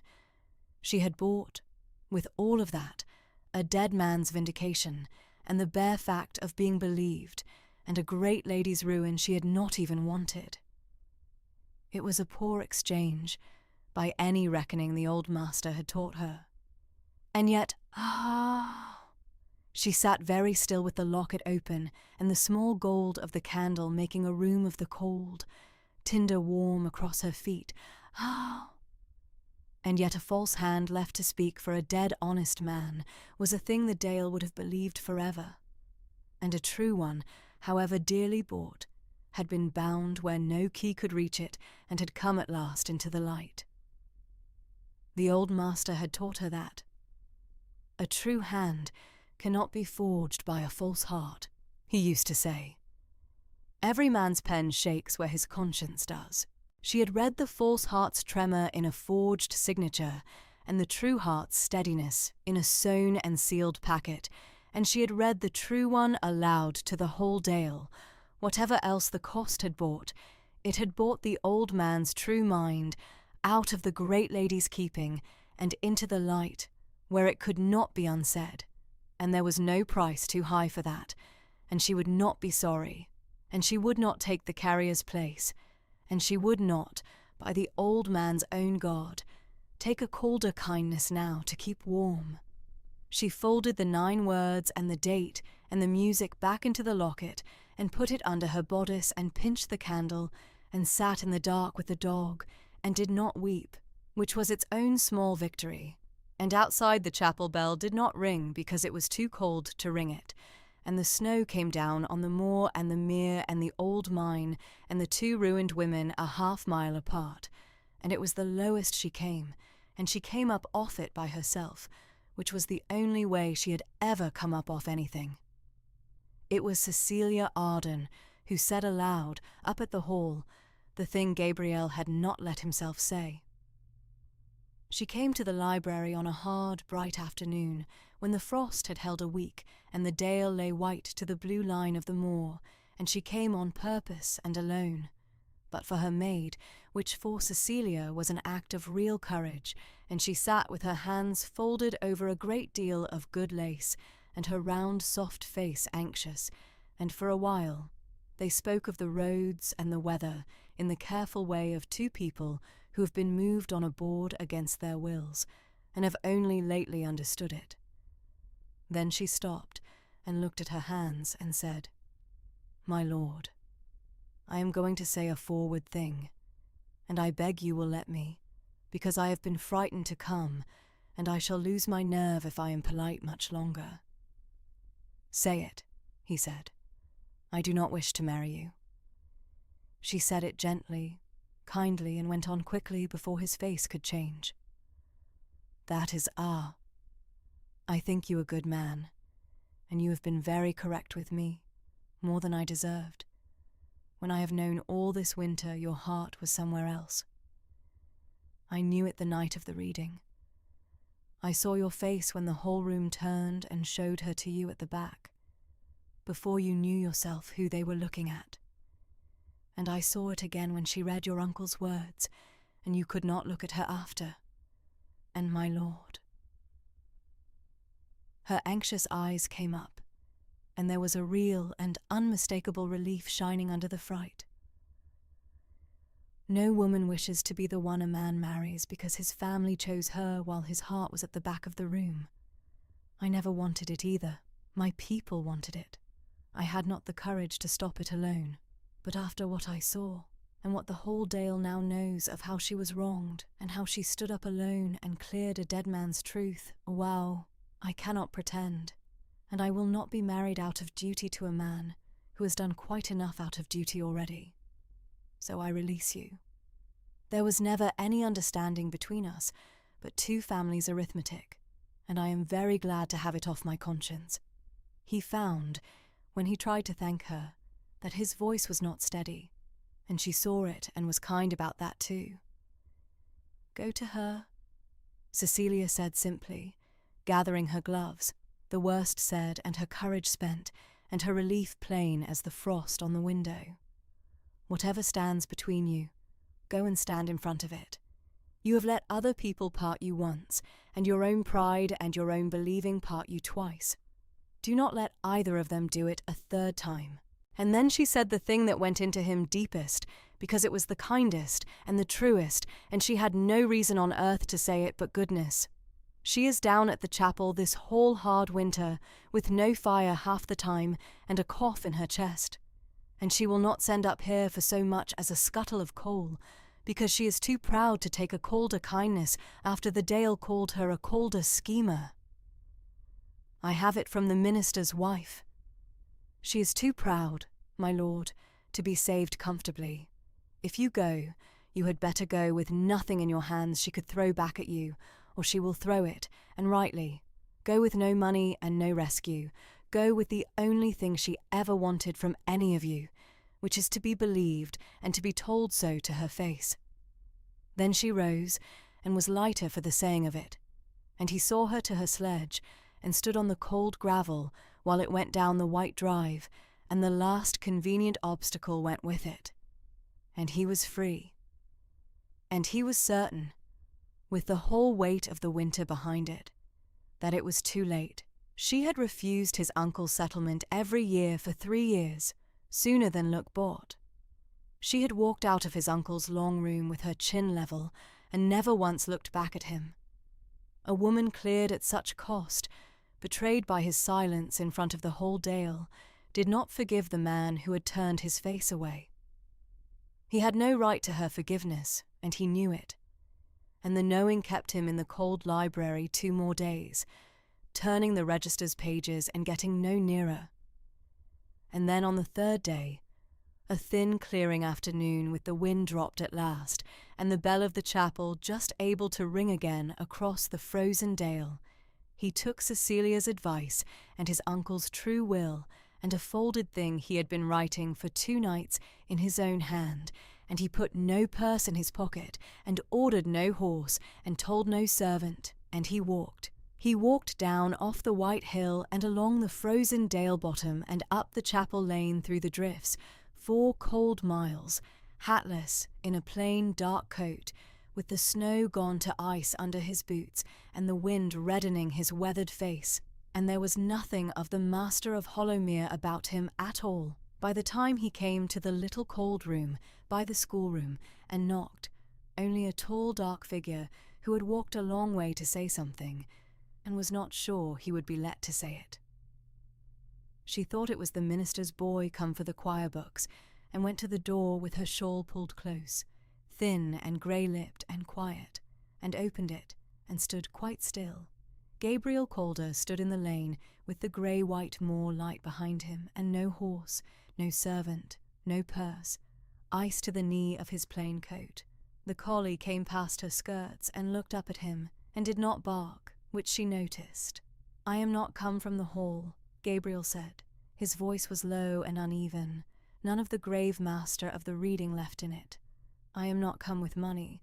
I know you would not take it, and I know why, and you would be right to throw it back. I have not anything to offer you that you would be obliged to take, and I have no right to stand here, and I know that too.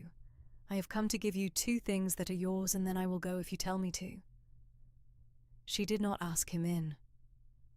She stood in the doorway with the cold, coming past her into the cold room, her chin level, her face giving nothing away. The high faint flush climbing one cheekbone, the only sign that she was anything but stone. He took from his coat the strip of paper first away. The old master's 9 words, "The truth is bound in the book that cannot lie," copied out fair, and beside it the chapel warden's marginal entries he had found. The settlement offered and refused, year on year. She will not take it. The proudest poor woman in the dale, and the truest. He held them out across the threshold on his open hand. "These are yours," he said. "Not the original Awero, that is sworn evidence now, and the magistrate keeps it Awero. But the truth of it, in his hand, and copied in mine, so you have it. He set down by what he could of you for 3 years, and you would not take a penny. And he wrote that you were the truest poor woman in the dale, and I never knew it, because I was in the south believing the other thing. You should have it. You should have known he wrote it. That is one thing. That is one thing," she said, very quiet and very even. "You said 2. The other is an accounting." He drew it out. Then, the second thing, not a purse, a folded paper, several sheets, close written in his own hand, And she saw that he had ruled it. He had ruled it like a fair copy, the way the old master had taught the whole family to set down a true reckoning, dates and entries in order, and she understood before she read a word of it that he had sat alone in that cold house and totted up his own wrong against her, the only honest way the old man had ever taught any of them. "Every wrong I let be done to you," he said, "the first time and the second. I have set it all down, plain, dated, in order, the way he would have kept it, so that there is a true account of it somewhere, even if you never speak to me again. 3 years ago, I let them send me south, rather than stand on that moor and say, I would have you, and no other. That is the first entry, and it is mine, not theirs, because a man grown can refuse to be sent, and I did not. And the night of the reading, you stood at my uncle's table and read out his bound truth to clear your own name in front of the whole dale, alone, and I sat by and let my aunt name you a forger, and then I could not so much as look at you and let you walk out into the dark. That is the last entry, and it is the worst of them, and it is mine too." He held the ruled sheets out beside the copied truth, both hands open across her doorstep, offering. "I am not asking you to forgive it. I have not balanced it. I do not think it balances. I came to give you the truth of it written down where you can read it, because you taught me Eirao. He taught us all, and you most of all, Eirao, that a true account is owed even when it cannot be paid, and that a hand cannot lie even when the man behind it has. I have written this one as true as I can make it, tremor and all. Take it and shut the door, and I will go."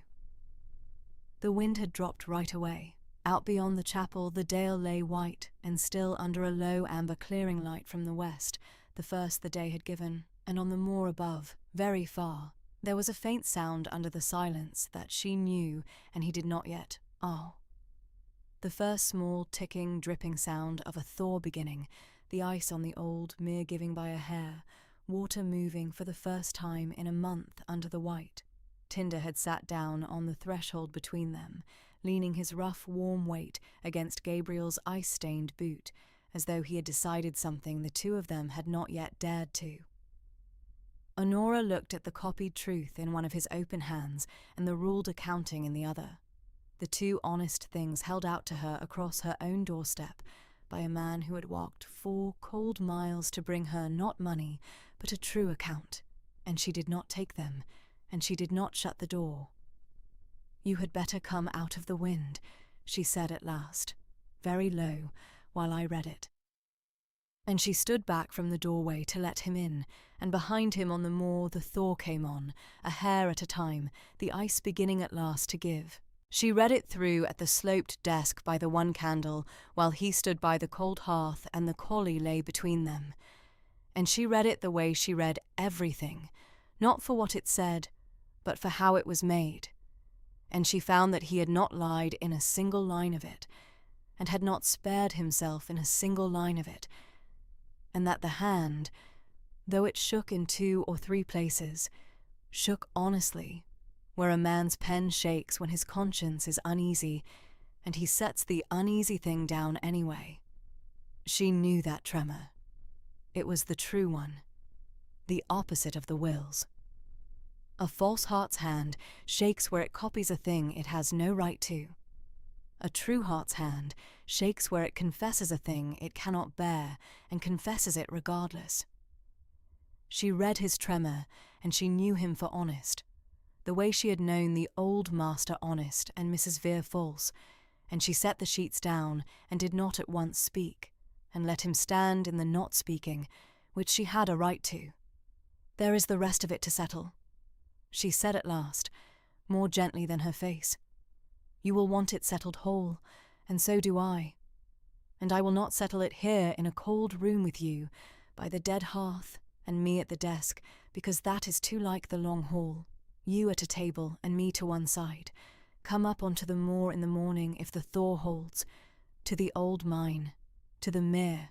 It is where it began, the pair of us, over a sheet of music, and it is where it had better be balanced, in the open, where I can see your face, and you can see mine, and there is no candle to soften either of us. I will hear your account out loud there, every entry, and you will hear mine, because I have entries of my own, and I will not stand the pure wronged woman to your only sinner. Then we will know where we stand." The thaw held.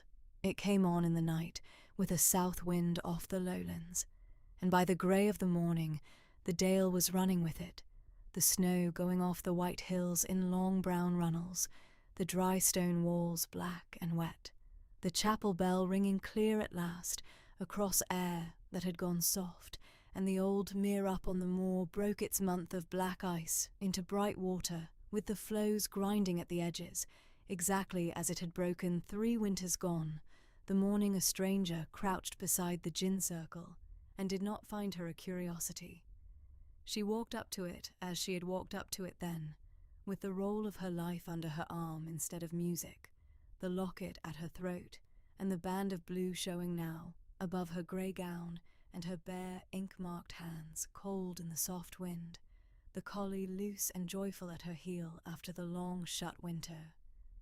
And Gabriel came up the moor from the hall side, on foot, hatless, no master of anything about him, only a tall, dark figure walking the wet path toward the old workings with the new light in his face. He stopped at the stone lip of the gin circle. She stood on the other side of it, where the broken ice water of the mere shone bright below them both, and for a moment neither of them spoke, and the thaw ran all round them, ticking and dripping and singing off the moor. "You came up," she said. "You let me," he said. "Last night you might have shut the door. You did not shut it. I was tired of shut doors." She had not meant to begin so plainly, but the winter had worn the politeness off her, as it wore the snow off the moor, down to the rock, and what was left was only the true thing. "Sit then, if you are going to. On the stone, where you sat the first time, and where I will sit too, so we are level. I will not balance a column with you standing over me. We did enough of that, the pair of us. You at the head of a room, and me at the back of it." He sat on the stone lip of the gin circle, and she sat too, an arm's length away, just as they had sat 3 winters gone with the mere shining and the music between them. Only now, it was a reckoning between them and not a tune, and they looked out at the bright water instead of at each other, because it was easier, and because this was the place, and they both knew it was the place. "We met here," he said. On this stone. 3 winters gone, near enough. Her mouth moved, not quite a smile. You held out a tune you had written down badly and could not read, and I told you the 4th bar was wrong because your hand was cold, and you looked at me as though a poor music teacher had no business hearing a tune off a page. I did not look at you so. You did. For about as long as it takes to read a stave. Then you looked at me another way. She turned the locket at her throat once with her thumb, a thing she did when she was holding herself level. I have thought a great deal about that other way this winter. I had a long time to think. I want to understand it before I let it mean anything again, because I will not be managed twice into a thing I did not choose, not even into this. So you will account to me, Gabriel, here, where it started. Both times, the going and the believing. Plainly, every entry, the way the old man taught me to read a column, zieros. Every figure or none. He was quiet a moment. A curlew went up off the moor, bubbling away toward the bright water, and the thaw dripped and the floes ground at the edge of the mere. Ask, he said. The first time, she kept her eyes on the water. 3 years ago. You loved me, You said it on this moor more than once in plain words, like a man and not a boy. And inside a month you were gone south, and the door was shut, and I was back in my cold closet ruling other men's lines. I want to know what you did in that month to stop it. Not what was done to you, what you did. It was the hardest question, and she put it first on purpose, and she watched the side of his weathered face take it. Less than I have told myself I did, he said. That is the true answer, and I have only this winter let myself say it. I told my uncle I meant to have you. I said it loud, and more than once, and I thought, because I had never been refused a thing I truly wanted, that saying it loud would be enough. And my aunt, He stopped, and made himself go on, Drusilla took me aside, gentle and reasonable, and put it to me that a man who loved a poor music teacher would ruin her by marrying her into a name the Dale would never let her wear easy, that I would make her miserable in a cold house among people who would cut her, and that the kind thing, the manful thing, was to go south and let the season pass, and let her keep her good place near us, safe and respected. She made my walking away sound like a gift I gave you. His jaw set. And I was 28 and full of myself, and she handed me away to feel noble while I did the cowardly thing, and I took it. I went. That is what I did. I let a clever woman dress my running as a sacrifice, and I ran. My uncle saw it. He kept you on against her wish, and he tried to settle money on you so that whatever I did, you should never be destitute, and he wrote in his book that I had not the courage of my own blood. He was right. You may lay the first time at my door, Honora, and I will not move out from under it. She let that sit. The light climbed the moor. She found, somewhat to her own surprise, that she believed him Awe. Not because the answer flattered her, but because it did not. The second time, then, she said. The believing. That is the one I cannot carry so easy, Gabriel, because the first time you were a green boy, and I will grant a green boy his folly. But the second time you were a man grown and 3 years older, and they told you I was a schemer who used arts upon you and made the family trouble, and you believed it. For 3 years you believed it. You would have married that frightened girl believing it. And you never once, in 3 years, came up this dale to ask the woman herself whether the thing the family said of her was true. That is the figure I cannot make balance. You sat on this stone, and heard a tune off my reading of it, and called me your match. How does a man go from that to believing I was a schemer? Because I wanted to, he said. She had not expected that. She looked at him fully for the first time since he had come up onto the moor. It is the ugliest true thing I have to tell you. so I will tell it first and plainest." His voice was low and steady, and he did not spare himself. "When they shut the door 3 years ago and I went south, I could not stop wanting you, and the wanting was a torment because I had thrown it away myself and had no right to it. So when Drusilla wrote to me, gentle and reasonable as ever, that you were a portionless schemer who had fixed on me and made the family trouble, I seized it. Do you understand? She handed me a reason to despise what I wanted, and despising it was easier than wanting a thing I had thrown away. So I believed her, because the lie let me off. The lie meant I need not feel what I felt. I let her make you wicked, so that I could stop wanting you in peace.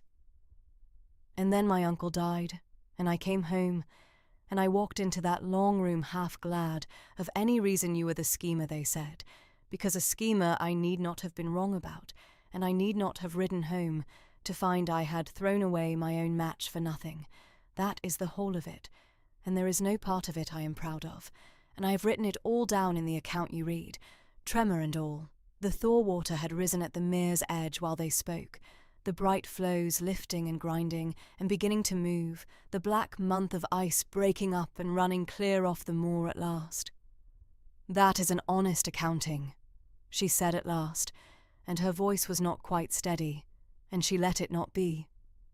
"It is an ugly one, and I am glad of it. A pretty one I would not have trusted. A pretty account is the first thing a forger learns to write." She looked down at the bright moving water. "I will tell you my side of that figure, since we are balancing, because I will not have you sit there the only sinner. I did not use any art upon you 3 winters gone, but I let myself love you knowing the name on the hill and the gown I wore, and I knew it could come to nothing, and I let it anyway.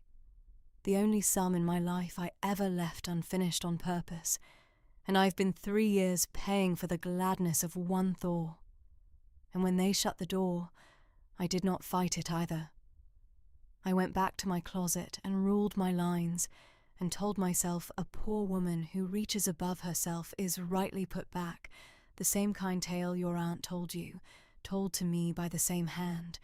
We were both managed, Gabriel, with the same gentleness, by the same clever woman, each told that the giving up was the noble thing. So I will not stand here the pure wronged woman to your only sinner. I let myself be managed too. I was poor and proud and tired, and I let it be done. You were a poor woman alone in the world, and they had taken from you the one man who saw you whole, he said. I will not have you balance that against what I did with a name and a fortune and a free man's choosing. I will balance what I please, she said with the first edge of the old spark, and saw it land on him, saw something in his grave face, lighten by a hair. I have the better head for figures. You will let me keep the books. They sat. The bright water moved. Somewhere down the dale the chapel bell rang the hour clear across the thaw, and a floe ground free at the mere's edge and went sailing slow out onto the open water, turning, catching the low gold sun. There is one entry left on my side, she said more gently, and I will set it down so the column closes true. I never stopped. Through the shut door and the cold closet and the 3 years you believed me wicked Aero, I never once stopped.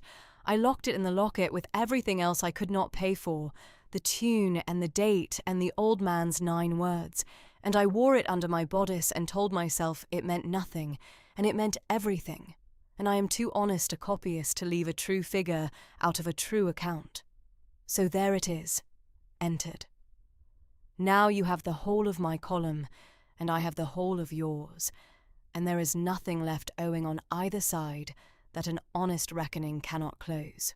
She turned the locket once more at her throat, and then she lifted her chin and looked at him level, the high, cool flush climbing her cheekbone, as it did when she felt the most and showed the least, her clear hazel eyes on him, and unafraid.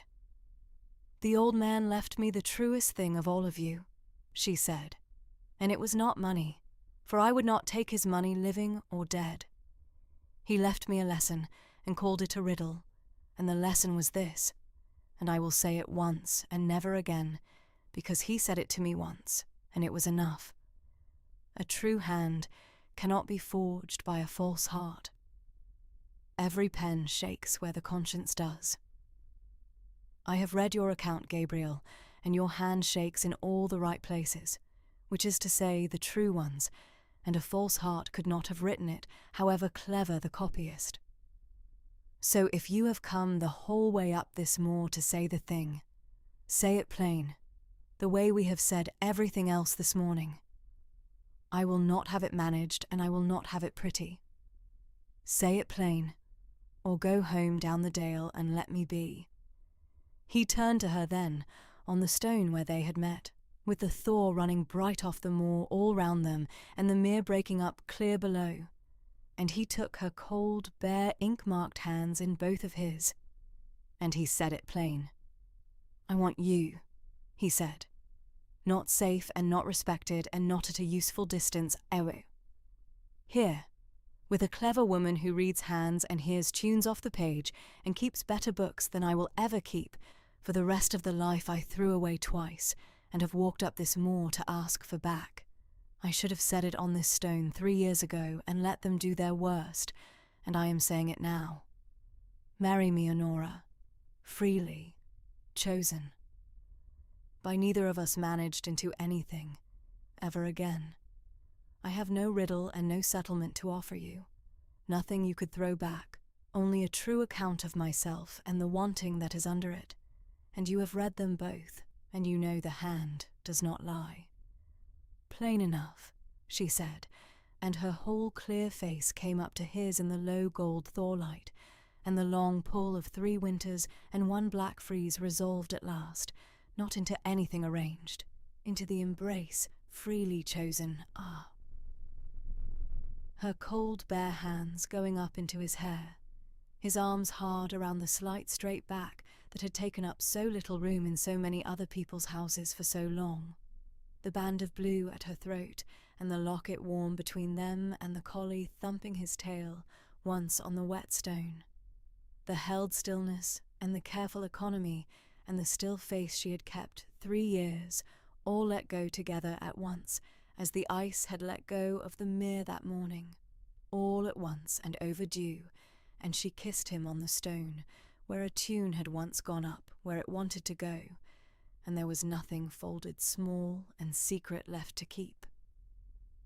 They were married in the spring, in the chapel of ease above the dale, very quietly, with the dry grey attorney approving in his iron grey best, and the minister glad, and the whole truth long since entered into the dale's belief, so that the faces in the pews were not the cutting faces the great lady had once promised her, but only the ordinary ones, curious and warmed and a little ashamed of what they had believed for 3 years over their tea. The choir she had taught for almost nothing sang the old master's Easter setting, his plain true line carried by plain true voices, the up where it wanted to go, and Honora stood and heard her own teaching sung over her own wedding in a dead man's honest music, and that, she thought, was as near as the old man could come to giving her away, and it was near enough. The great lady was not at the wedding, and was not asked, and sent in her stead one thing, the small brass box key off her chatelaine, the one thing she could not explain and the Dale had not forgiven, sent down to the chapel in a folded paper with a single line in the high exact hand that the Dale had learned to mistrust, curios. It was always his, and never mine, and I knew it. It was as near to a confession as such a woman would ever come, and Honora, reading it, felt no triumph, only a cold, clean closing, like a door shutting on an empty room. She gave the key to the attorney to give to the magistrate, because it was evidence and not a gift, and she did not answer the line, and she did not go up to the north rooms to gloat over the grey, silent woman who sat there now with no keys at her waist and no notice from anyone, and the same sunk look the music teacher had once nearly worn herself by one cold candle. Two women a half-mile apart, each undone by the same true book. Only one of them had built the lie, and that one would sit grey at the north end of a house she had meant to own until she died, on an annuity from the very cousin she had pressed and parted from and walked behind into the snow, which was a mercy she had not earned and could not refuse, and was the heaviest sentence the Dale could devise. And the old man, who had written her that annuity into the very will she tried to burn, had devised it. The hall came back to life slowly, as the Dale came back after the thaw. They opened the long room that summer and let the light into it and took down the framed maps of the lead workings and hung instead the old master's own ruled music in plain frames where the firelight could reach it. And Honora set the silent harpsichord in tune with her own ear and her own hand and taught the chapel children to play it. And she and Gabriel sat over the tangle of the estate the great lady's management had left. The loans and the leases, and the false and the true accounts all run together, and they set it straight, figure by figure, two clever equals at one table, her gift for hands and numbers, no longer hidden and no longer frightening anyone, least of all the man who had walked 4 cold miles up a frozen dale to ask for it on purpose. They kept the books together honestly after that, and the lead paid, and the silk paid, and the Dale that had cut her stepped aside for her now with a careful courtesy that she neither thanked nor blamed. She had her name and her hand, and a true book to keep, which was all she had ever wanted, and a man who shook in the right places, which she had wanted longer than she would say. But the books and the lead and the silk were the slow work of years. The morning it truly turned, the morning the column balanced, was the morning on the moor, with the thaw running bright off the white hills, and the old mere breaking up clear, and the low gold sun on the broken water, when a man who had let himself be managed twice walked up to a stone where a tune had once gone up and made, at last, a free man's choosing, and a woman who had taken up little room in other people's houses all her life, stood up to her full height on the moor and let herself be chosen and chose back. The collie went on ahead of them, up the wet path to the lip of the old workings and stopped at the highest stone and lifted his rough muzzle into the soft south wind, the one down ear and the white chest to the new sun, looking the way the water ran. And below him the mere lay broken and bright, and moving at last after its long black freeze, and the truth that had been bound in a book that could not lie was out in the open air, where no key could ever shut it again. And the two of them stood together on the moor where it had begun, and let the thaw carry them down at last into the morning. And that is where the story ends, with the ice off the mere and the truth out of the book, and a poor music teacher's clear hand, the one thing in a great house that no forger could match and no great lady could silence. She had taught them all, at the end, what her father taught her, and the old master proved that a hand cannot lie, even when the heart behind it does, and that the truth, however dearly bought and however long bound in the dark, comes up at last, like water off a thawing moor, clear and rising, and not to be stopped.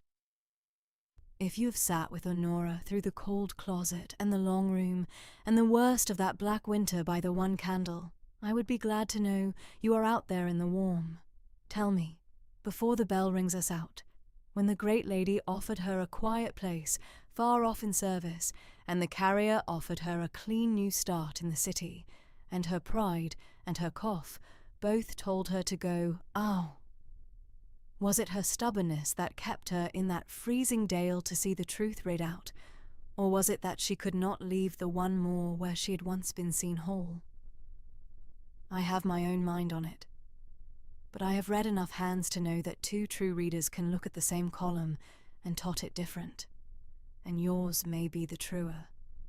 And if you would like to know what became of the dry grey attorney who found his courage too late, and the frightened heiress who found hers in time, and whether the next hard winter brought another bound book up out of the dark. Oh, stay near the fire and keep the candle lit, for there is more of this Dale to tell, and I will tell it to you who waited out the freeze.